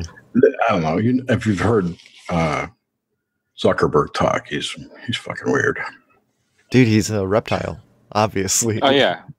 Yeah. You cannot stop my style. If there's anyone on the planet that is a fucking reptilian, it is Mark Zuckerberg. Henry Kissinger. Yeah, reptile dysfunction. Or Henry Kissinger. Or Henry Kissinger, yeah. Did you just say a reptile dysfunction? I said reptile dysfunction. E-reptile. Yes, there you go. E-reptile dysfunction. Yeah, E-reptile. I like that better. Yeah, thanks, Chair. I like that. No, I've seen quotes of his where he talks about people as fellow human beings, and this like, what is that? I'm serious. He's weird. Did you see the thing where he was like doing a VR thing, looking at all the destruction in Puerto Rico? And it's like he's standing with this little cartoon VR avatar, and he's like, "Oh, VR is like so realistic. It's so it's like totally ignoring the fact that he's like watching like scenes of complete death." Yes. Weird guy. Oh, there's no soul there. The best thing of Mark Zuckerberg is like if you follow certain people in weird Twitter, I got to see this.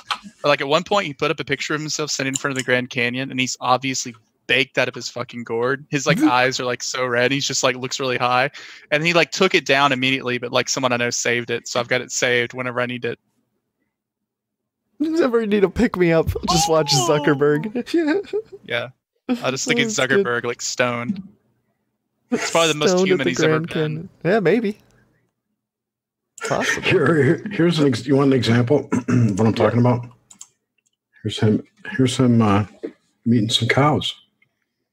He enjoys providing nutrients to the protein units on my free time, like a regular person. A regular person. Well, you saw that. He calls cows protein units. Come on. You saw that video, right? Where he's like giving a speech, and he implies that he's not human, and then corrects himself, and he's like, "I'm human too, just like you guys." Yeah, it was like a real speech. Like it wasn't edited or anything. It's like that's what I'm trying to tell you. Yeah. Beef of the past. I am Zuckerberg. I don't know if he said that. Amazing. No, he probably didn't say that.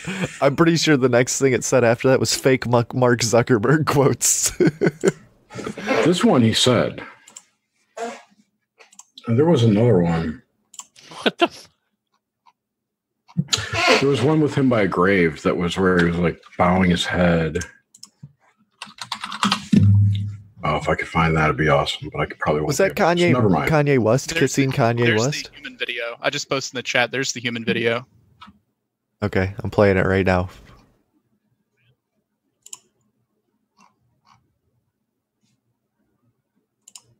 You kind of need to remind yourself that you need to focus and try not to let stuff bother you as much as possible. But it is going to bother you because you're human, and I was human. I am human still. But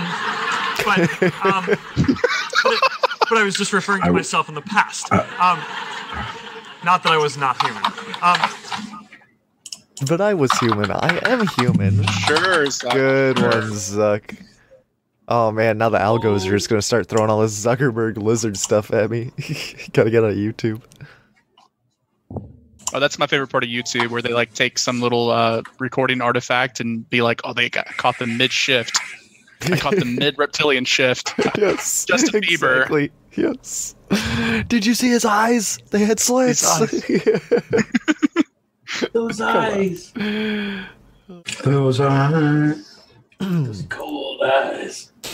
Like those eyes. I can't find that. I think it was in a paper.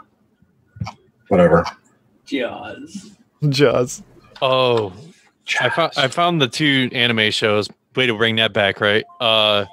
Asian Demi Hunter, Demi Human, a Jin, yeah, a Jin, yeah. I think so. And I've seen that. The other one I can't watch, but my son got the game. Was that oh my god, the Attack on Titan. Oh my god. Oh yeah, Attack on Titan's cool. Yeah, you can't watch it. No. Is it because there's subtitles, James? No, it's like giant man babies running around everywhere. Yeah, dude, like, it's awesome. Oh, it's freaky. Oh, and right? It's freaky, dude. Yeah, dude. But the later ones, they like don't have flesh, and they're just like all fucking muscle and crazy. Yeah, they're all muscles. Yeah. Dude, it's badass. I can't wait for One Punch Man season 2. Whew, that's gonna be awesome. Oh yeah, that's gonna be great. It's taking forever for it to come out, but I'm eagerly anticipating it. Well, that's like how the Venture Bros or like Rick and Morty. Like, I feel like a really good cartoon takes like about 2 to 3 years to release a season. Yeah, and that's fine with me as long as it's quality. I'd rather it be better, like quality, than rushed out. Oops. Quality over quantity. I think Bad Religion. Oh, by the way, Wren, we figured out who invented Bitcoin. Oh, you did? In this podcast. Nice. Who was it? Bigfoot. Oh, that's right. Bigfoot basically runs everything. I think it was Charlie Lee. Nah, it wasn't Charlie Lee. Could be. Who's totally Bigfoot?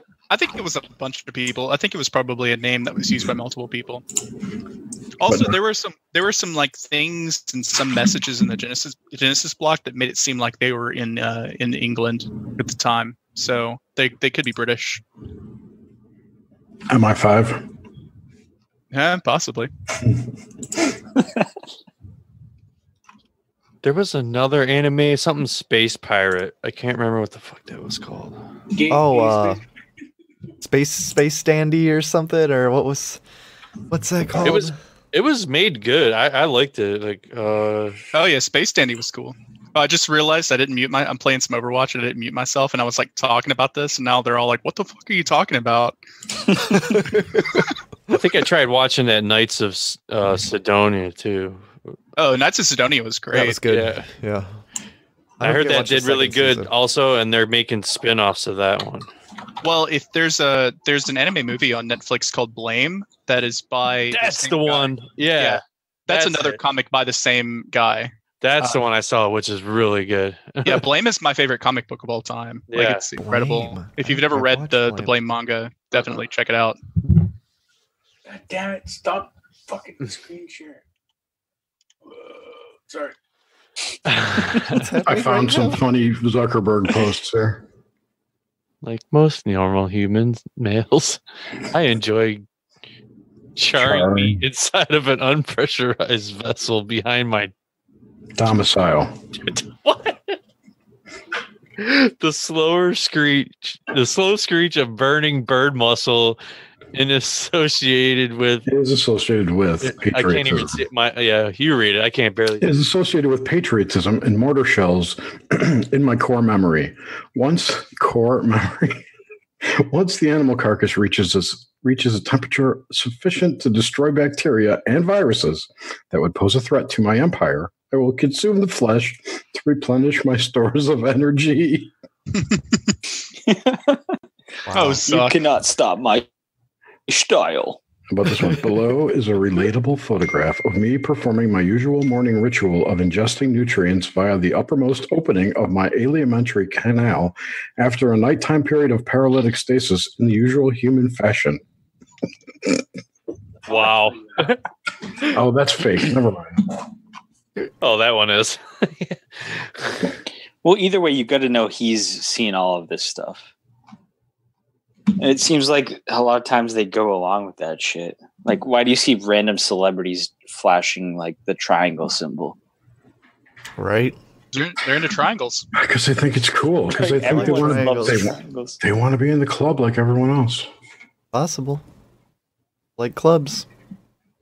Like clubs. And I'm sure they also realize that there's a lot of people out there that think there's some greater conspiracy to all of that. Well, they're talking about secret societies on Fox News. Come on. Right? There you go. Yeah, we're finally finding out for sure. Or no, they're going to demonize. It's going to go the way of. It's going to become conspiracy theory. Oh, the secret CIA society. Yeah. I mean, if the deep state is controlling the media, right, and they are in a secret society, don't you think they'll use the media to demonize or poo-poo it or whatever? Delegitimize it. Yeah. In any way it can. All you gotta do is put it on Fox News, and then nobody will believe that shit. Well, the right wing will. Yeah. Right. Sorry, I'll believe it, but everybody else won't.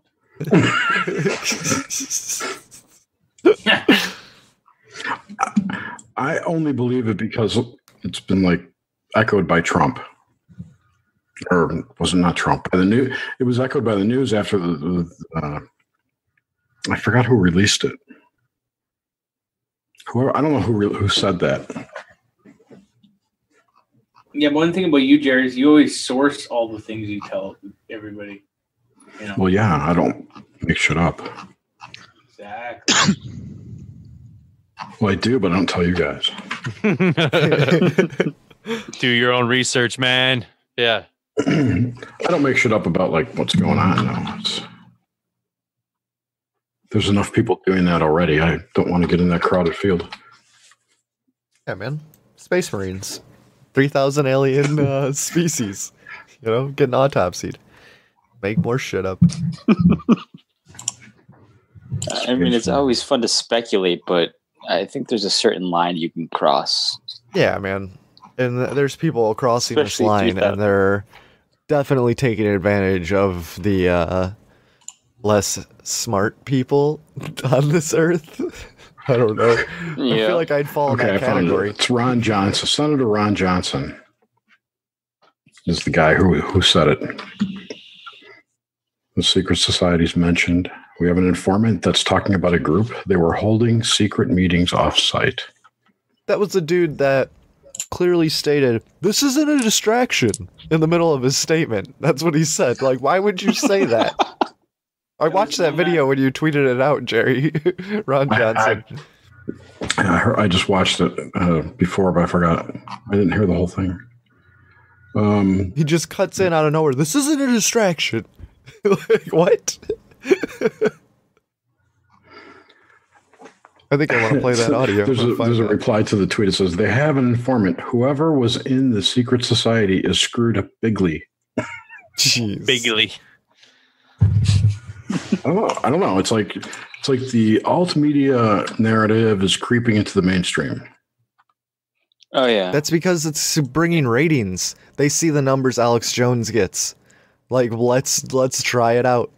You know, we'll do conspiracy hour and bring the ratings up. Like, that's all it is. That shit brings in ratings. And they're finding that people are just eating it up. They're seeing how much people love the X-Files. Like, and they're just capitalizing. They're totally capitalizing. Came out with a series of commercials lately. Yeah, dude, the Belluminati and Charlie Daniels bit back. They actually didn't. They originally they aired the first one last Super Bowl. Yes. Where was a secret society meeting? Oh, we should have We should have a Super Bowl halftime party viewing on here and just deconstruct all the symbolism. Man, I want to forget that's even happening because that's going to be a nightmare for me.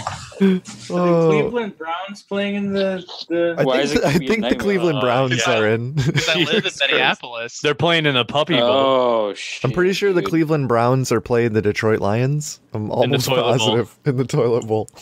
Yeah. Oh my God. It's been brutal, man. This year was. You guys didn't win a game, James? I stopped watching probably halfway through the season. It was bad, dude. It was that bad. Yeah, that's got to be rough. Whatever. What team got rigged to win the Super Bowl this year? Who knows? It's the Patriots and the Eagles. Yeah, not the Minnesota Vikings. Yeah. No, not the Vikings. Oh, I don't even know what. They are going to throw a bunch of shit at the Eagles fans, though, from what I've been hearing. Yeah. That's whatever. The Minnesota Vikings suck anyway. I hate Adrian Peterson. So, did you guys hear about the big earthquake up in Alaska? Yeah, tsunami. 7.9, and it was a shallow earthquake. Yeah, there was a Cthulhu sighting.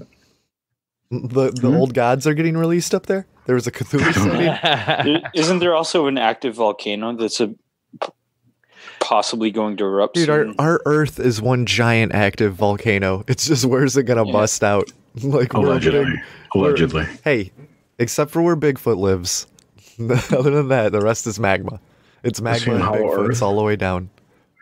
Also, SpaceX, or Google rather, canceled their Lunar X Race to the Moon contest. Nobody won.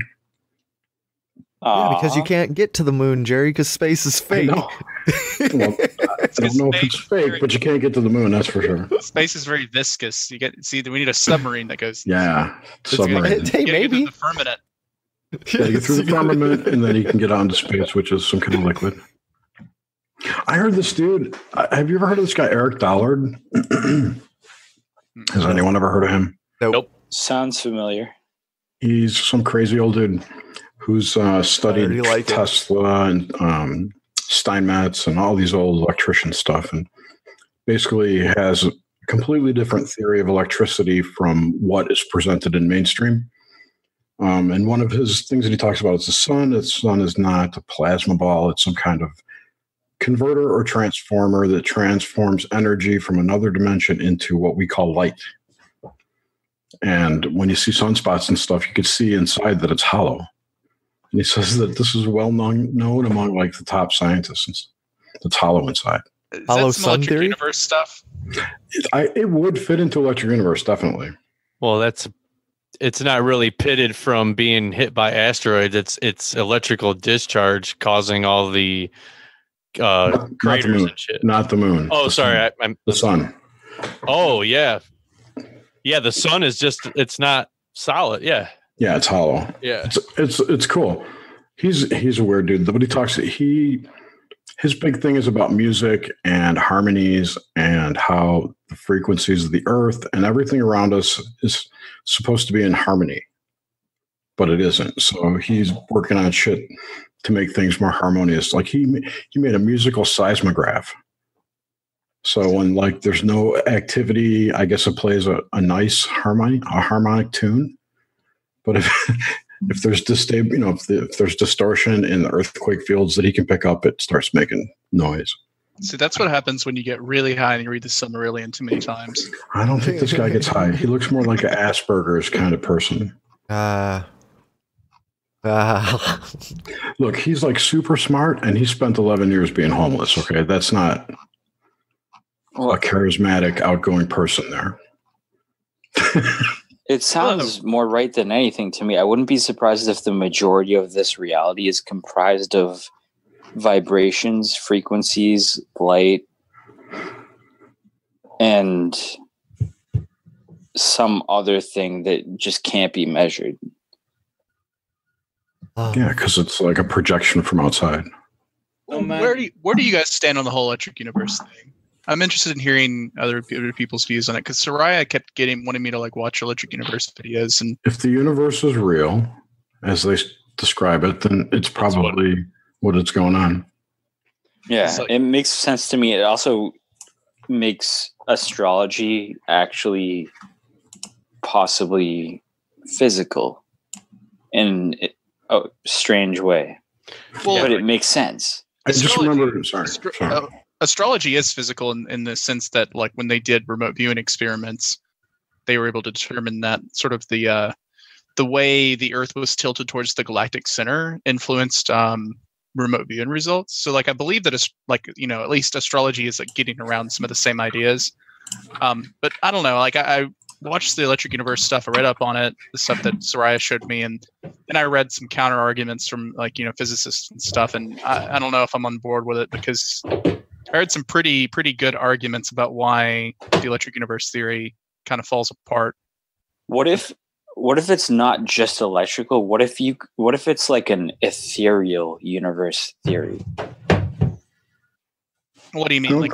I don't think the electric universe precludes etheric science or excludes. Yeah, that makes perfect sense to me. Yeah, and like, what if it's a combo? I mean, it's the electricity has to travel through some medium. The plasma. Yeah, well, the ether. Through some. It's electrically charged. And there's most likely a largely physical, unseen aspect of this universe, and also obviously unseen spiritual aspect of this universe working together. If there is such a thing. Well, that's what if there is such a thing. Yeah, that's what the the whole electric universe theory is. It's both. It's a telling of the past and the math involved. It's crazy. I think what I saw, it was like something about I read a really good article sort of as a counter argument to electric universe theories. And while the guy was like, maybe there are some ideas in electric universe that we could build into our models, he was sort of like some of the basic tenets of it, like, about the sun and like what the sun's made of, like, just don't actually hold up upon, like actual measurement and observation of the qualities of the sun. It had something to do with like the color of the sun or something. Like, if it was like the way the electric universe proposes, it would be a different color, like it would be different in some way that just simply, you could just look at the sun and see that it's not that way. It was interesting. I don't know. I can't remember the details, so I don't want to speak too much about it, but it definitely kind of like, I was like, I don't know about electric universe stuff. Kind of turned me off to it a little bit. I feel like there's some cool ideas in electric universe theory that could possibly be used or be true, but I think not enough work, like good work, has really been done on it. I have the site up here. Like, I can give you like the most common misconceptions of it, I guess. It's like, where's the problem? Like, with the science itself, is it self-correcting? Then there's like real science. Where's the math?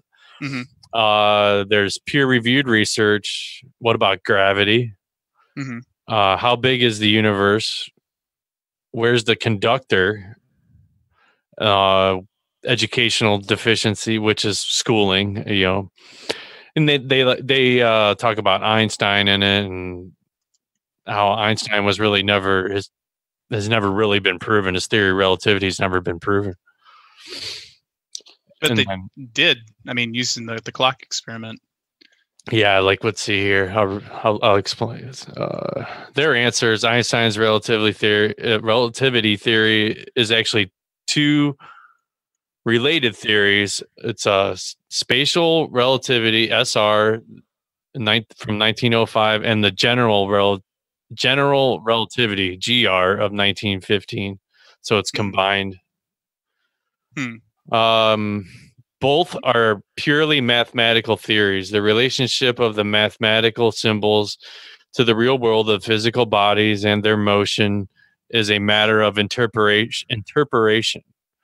That is, of head scratching, eye squinting, and of course, political jousting. Yeah. So they're going to try to rip Einstein apart, just to go with the whole gravitational model stuff, Einstein needs to be ripped apart. He's wrong. Yeah. None of his theories have been proven yet. Yeah, then disputing the Big Bang Theory. Which is a Jesuit theory. Yeah. Let's see. Why electricity is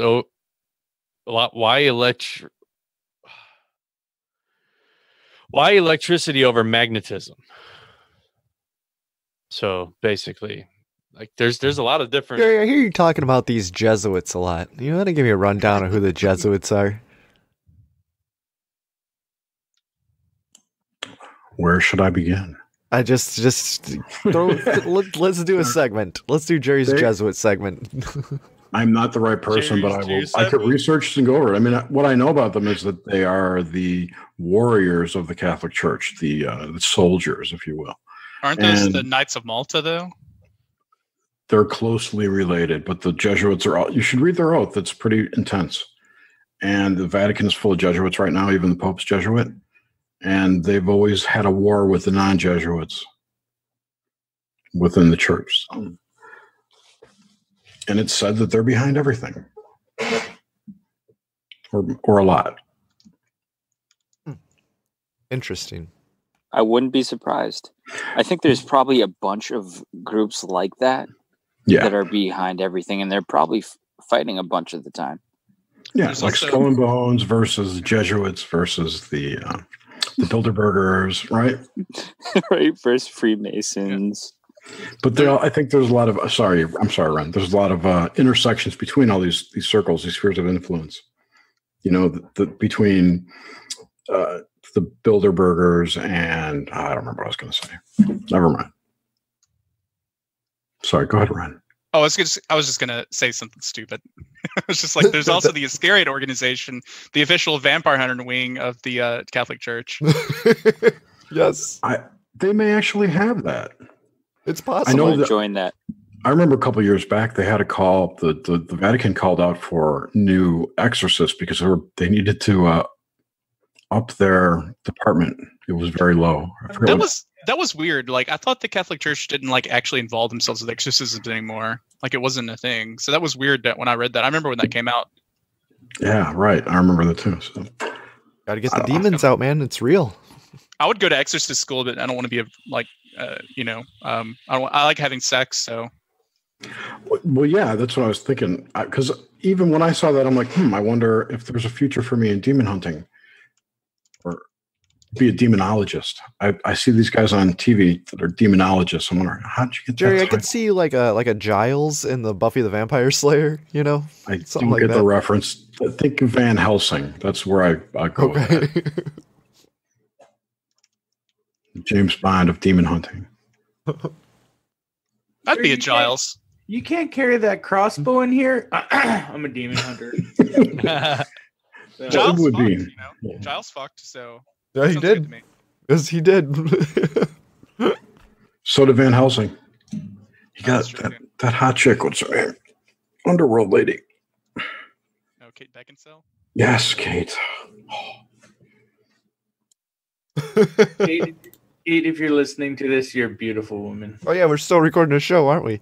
Oh, yeah. I love it. Kate, come on, not cruising with steak. I've been trying to get a famous person on my show for a while now. He's a screenwriter that I admire, Charlie Kaufman. I'd love to get him on my show. talk to him. Did it, Jer? I can't contact him. I have no idea how. His agent. That's a problem. There's always a go-between with those people, kind of people like that. Yeah, I thought I found him on Facebook, and I saw a message, and they're like, "Oh, this is a fan site." I reached out to a guy that does voiceover work, which would be pretty cool to have on. Does for like thrillers and all, like graphic novels and stuff. Be kind of cool. I know some voiceover people. So my point was, if anyone out there knows Charlie Kaufman or a way to contact him, let us know. Thank you. Thank you. Charlie Kaufman, come on Jerry's show. Max Mente. Do some sigil magic, Jer. Nah, that's free will, you know? Yeah. I only fuck with the crypto market and stuff. Twitter. Yeah. Speaking of, I love how many like things in the CwS show or like other spirits. So many things are like, it's all about like how to get laid. Like it's like this spirit will get you laid. This other spirit will get you laid too. And it like really puts into perspective who was doing magic and what their desires were. Well, teach me how to spirit, Wren. You know, since I rarely get laid, I should try that as like a control mechanism to see, you know, document. Yes, dude. That'd be perfect. I might do that.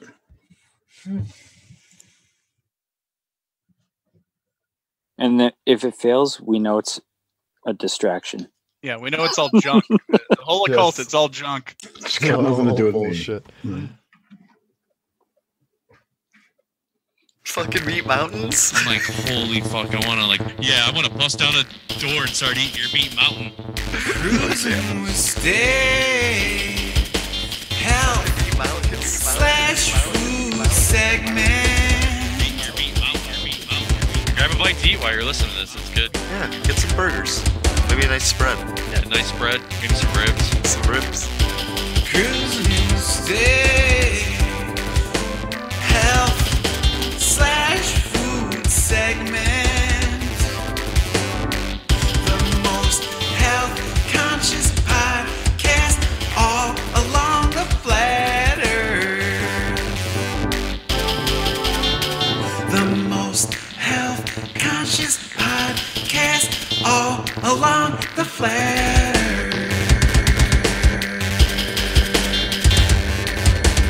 earth. Fucking meat mountains. I'm like, holy fuck. Yeah. I want to bust down a door and start eating your meat mountain. Fuck yeah. Oh, dude, speaking of, we haven't done a segment. Let's do some fucking health /food segment. Oh my god, I just ordered James, I know you've been on this shit. I just ordered yesterday. I heard about it. They were gonna release this shit, and then they just started coming out with it.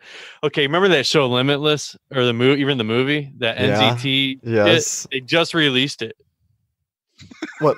Shut the fuck up, James. It's called NZ. Yeah, it's let's see here. So you ordered the Limitless pill? Fuck yeah! It's a beta blocker.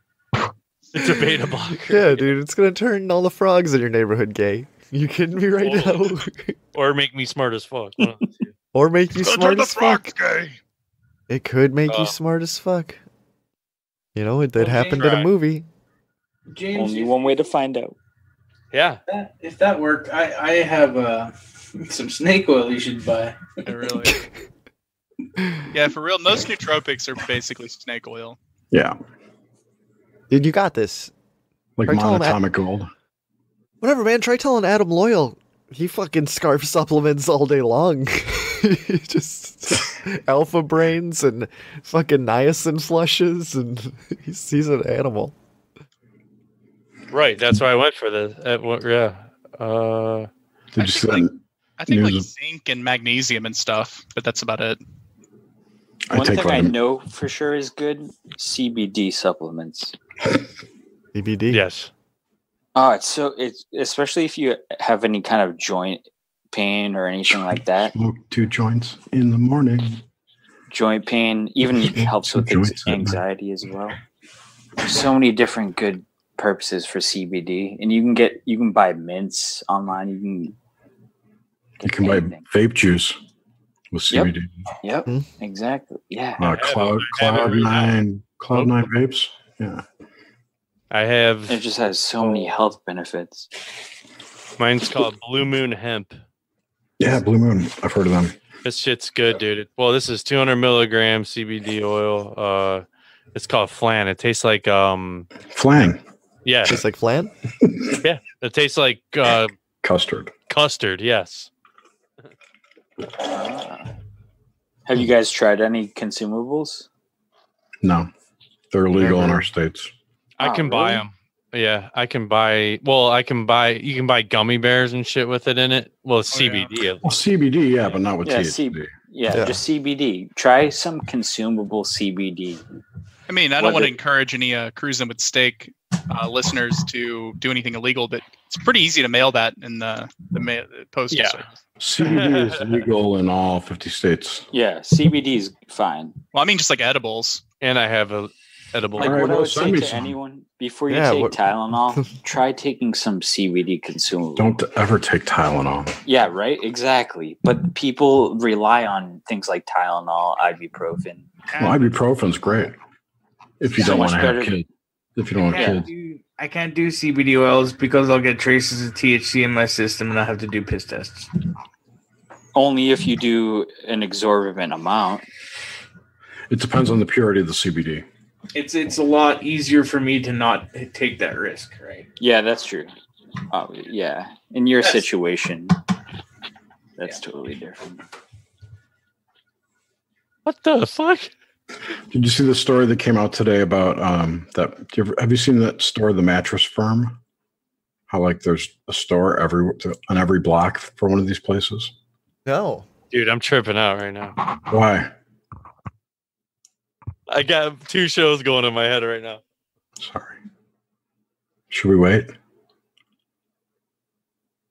No, just keep going. I don't know. Who knows what's going on with James? No, dude, someone's got a show, one of our shows playing with Suzanne talking right now. Dude, it's you that has it playing. You're the only one. Dude, I don't have the mic hooked in it. You've got a window open somewhere playing it. You have to, James. No, I don't. None of us hear it. Yeah, nobody else hears it. So if it's just you, it's you, man. Anyway, this company, the Mattress Firm, has like assload of stores really everywhere. Like they put them up everywhere. Okay, look at all these. Apparently, there was a Reddit conspiracy thread going out that it's a giant money laundering scheme. Really? Mm-hmm. Oh, I know what it is. This guy says he remembers seeing 4 mattress firms all on each corner of an intersection once. And there's no way there is such a demand for mattresses. Interesting. It's kind of health related because you sleep on a mattress. Yeah, totally. I can see that. Gary. Great tie-in. Thank you. That was a great tie-in. Great tie-in right there. Oh my God, this is so weird. Never mind. I mean, I'm talking to myself, but I figured it out. Dude, for some reason I pulled up a video like the other night from way back when we recorded something on YouTube. The window's closed, but it's playing in the background. That's fucking crazy. Oh man. Ghost phone. Yeah, no, it's on my laptop. Ghost laptop. So you definitely can't hear it except me.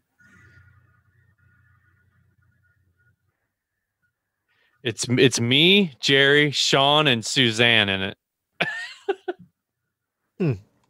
When was that? Dude, a long time ago. Where's Suzanne? She's been disappeared for a while. Probably researching something. We got a man overboard again? She's the one you should have on about the Jesuits. Oh, yeah? Oh, and what's his face? Get Eric in there, too. About the Jesuits? Well, they have ties to the Freemasons. They have ties to everything because they've infiltrated all these groups. Oh.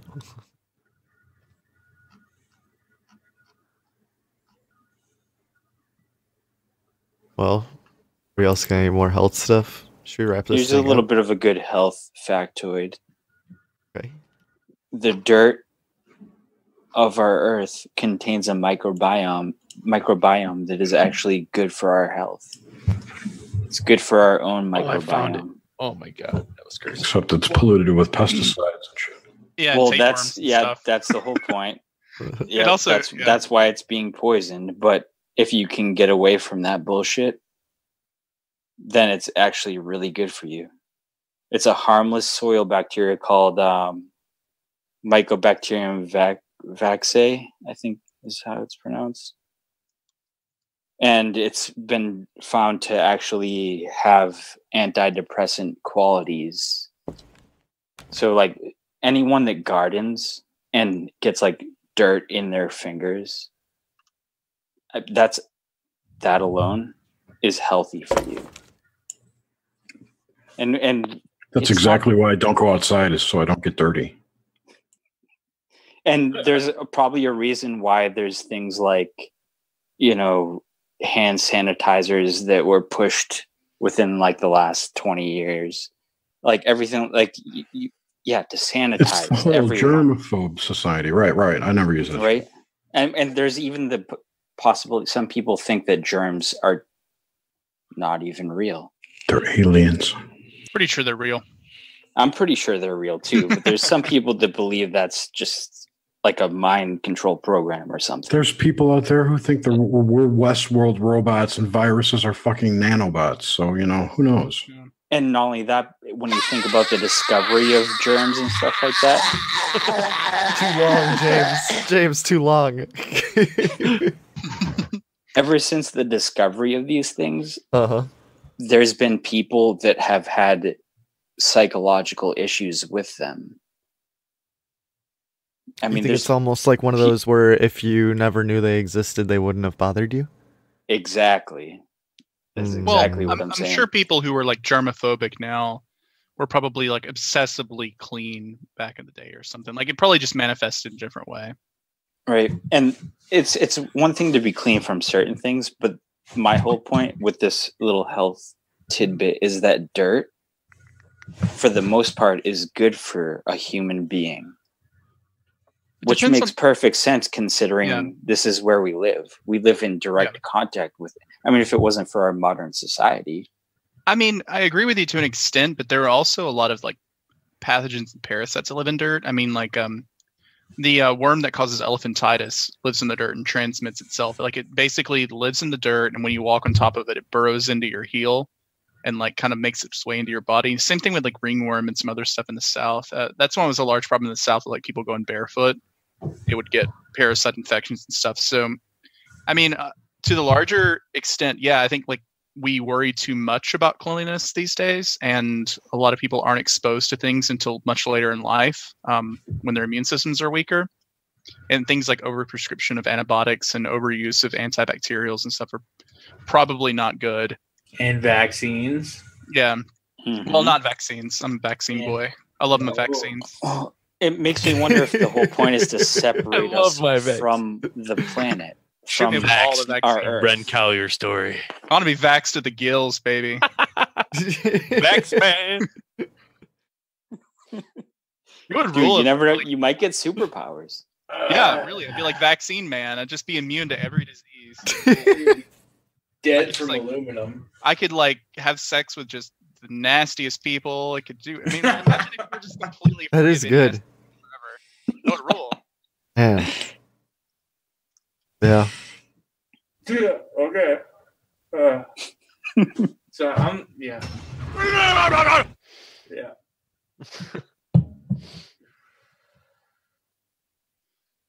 So yeah. Here's another last health thing.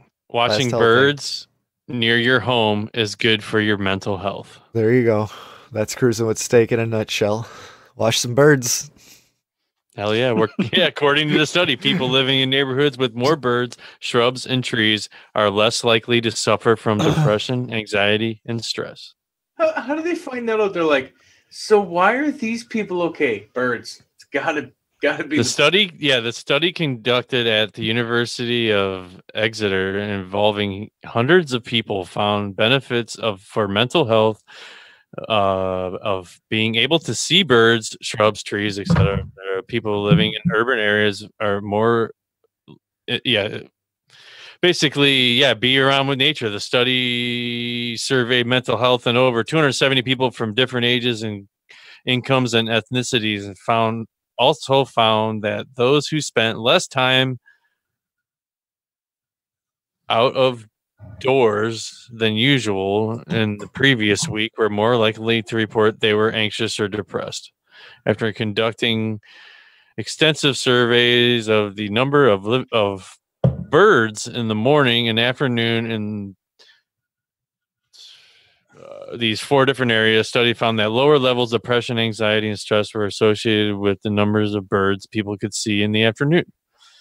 There's a fucking window in front of my thing here. Basically, be one with nature, make you happy. Watch some birds. Yeah, I can see that. Birds are nice. It's good to hear birds. Mm-hmm. Yeah, I mean, if you make sense if you're surrounded by an urban environment and you don't see trees and anything. There's no fuck the concrete jungle. Neighbor. Dude, and that synergizes perfectly with my health fact. It does. It's all about fucking nature, man. Nature. That's right. Nature, baby. Man, I wonder if you could get the same effect, like just going on a walk in like a wooded area once a day, you know? Oh, nature's a distraction. Nature could be a distraction. Who knows? I love that. I think they're all in cahoots because nature is fake. All right. I just, thanks for everybody who listens to this show. Thank you. We love you. It's been a great ride. Thank you. Love you guys. Thanks for all you guys who participate in this show. I love you guys. Thanks for letting us. Love you My too. family. I'm glad I found you guys. I'm glad. Definitely, man. We're glad we found you too. Yeah, definitely. Even though you're mainly a contrarian to all our beliefs, I love it. It's just no, he's not. No, he's not. It's helping form more new beliefs. This vaccine communist. There you go. There you go. Yes. We all need a communist. We do need a Scully. Yes. And by the way, Grim and James, thank you for being excellent hosts for an amazing podcast. Thanks, awesome, Nomad. dude. Sweet boy. Yeah, it's You're been a the fun best ride, boy. man. I can't wait. We got ton more stuff. Dude, ton more to come for the future. Yeah. Until one day I'm just like, fuck it, James. I'm done with this shit and shut everything down. I thought you already did that. But I quit. Podcast is over. It's over. Yeah. So we were joined by Jerry. Jerry, where can people find you? On the internet. Noxmente.com. NOXMENTE. It's my YouTube channel. One of my YouTube channels. JerryCthulhu.com is my YouTube channel. ChaoticWave.com is my blog. Which I don't write in much. Failed, where can people find you? Don't find me. Just don't find me. I'm in the middle of nowhere, Canada. Nomad? I'm lost. I'm a man over. NomadCIA.gov. That's where people find you. Yep, exactly. Okay. No, Walking you through can the you park can next find door. me in nature. And on Twitter. Yes, in nature. Yes. That's where I chill, man. Wren, where can people find you? Nowhere. Wren's gone. I'm here. You can find me on liminalroom.com. It's my blog, or on Twitter at Mr_Apol, and occasionally on Where Did the Road Goes roundtables and Cruising with Steak. Yes. Oh, and probably the next episode of Conspiranormal. Which oh yeah. Yeah, you'll enjoy that one. Everyone listen to the next episode of Conspiranormal. Oh god. that everybody's just gonna hate Wren. Commie bastard. I'll always love you, Wren. Always love all you guys. Great times. Love you too, Grim. Well, yeah. So yeah, thanks for listening. Same. You can find us Cruising with Steak. Yeah, we're around. If you're still listening, you know where to find us. You can find us at Cruising with Steak. Anything, search it, find it. Yeah, just email me, grimsteak@gmail.com. Come on. Cruising with Steak pod at gmail.com. Oh yeah, we do have a fucking. I'll put that in the show notes. Yeah, it's just we have just trying to streamline that cruising. Branded. We're getting the brand out. We're branding now, dude. Yeah, started the Facebook thing. I never wanted to be on Facebook, but I think 90% of the planet's on Facebook. So get off before they control your brain. Yeah. They're not controlling my brain. I just post when we drop a show, just like any of the other stuff. Other than that, man, actually, I was able to reach out pretty quick to some people I want to try to get on the show. So it's helped out a little bit, but cool. Well, boom. Wraps it up. Thanks for listening, guys.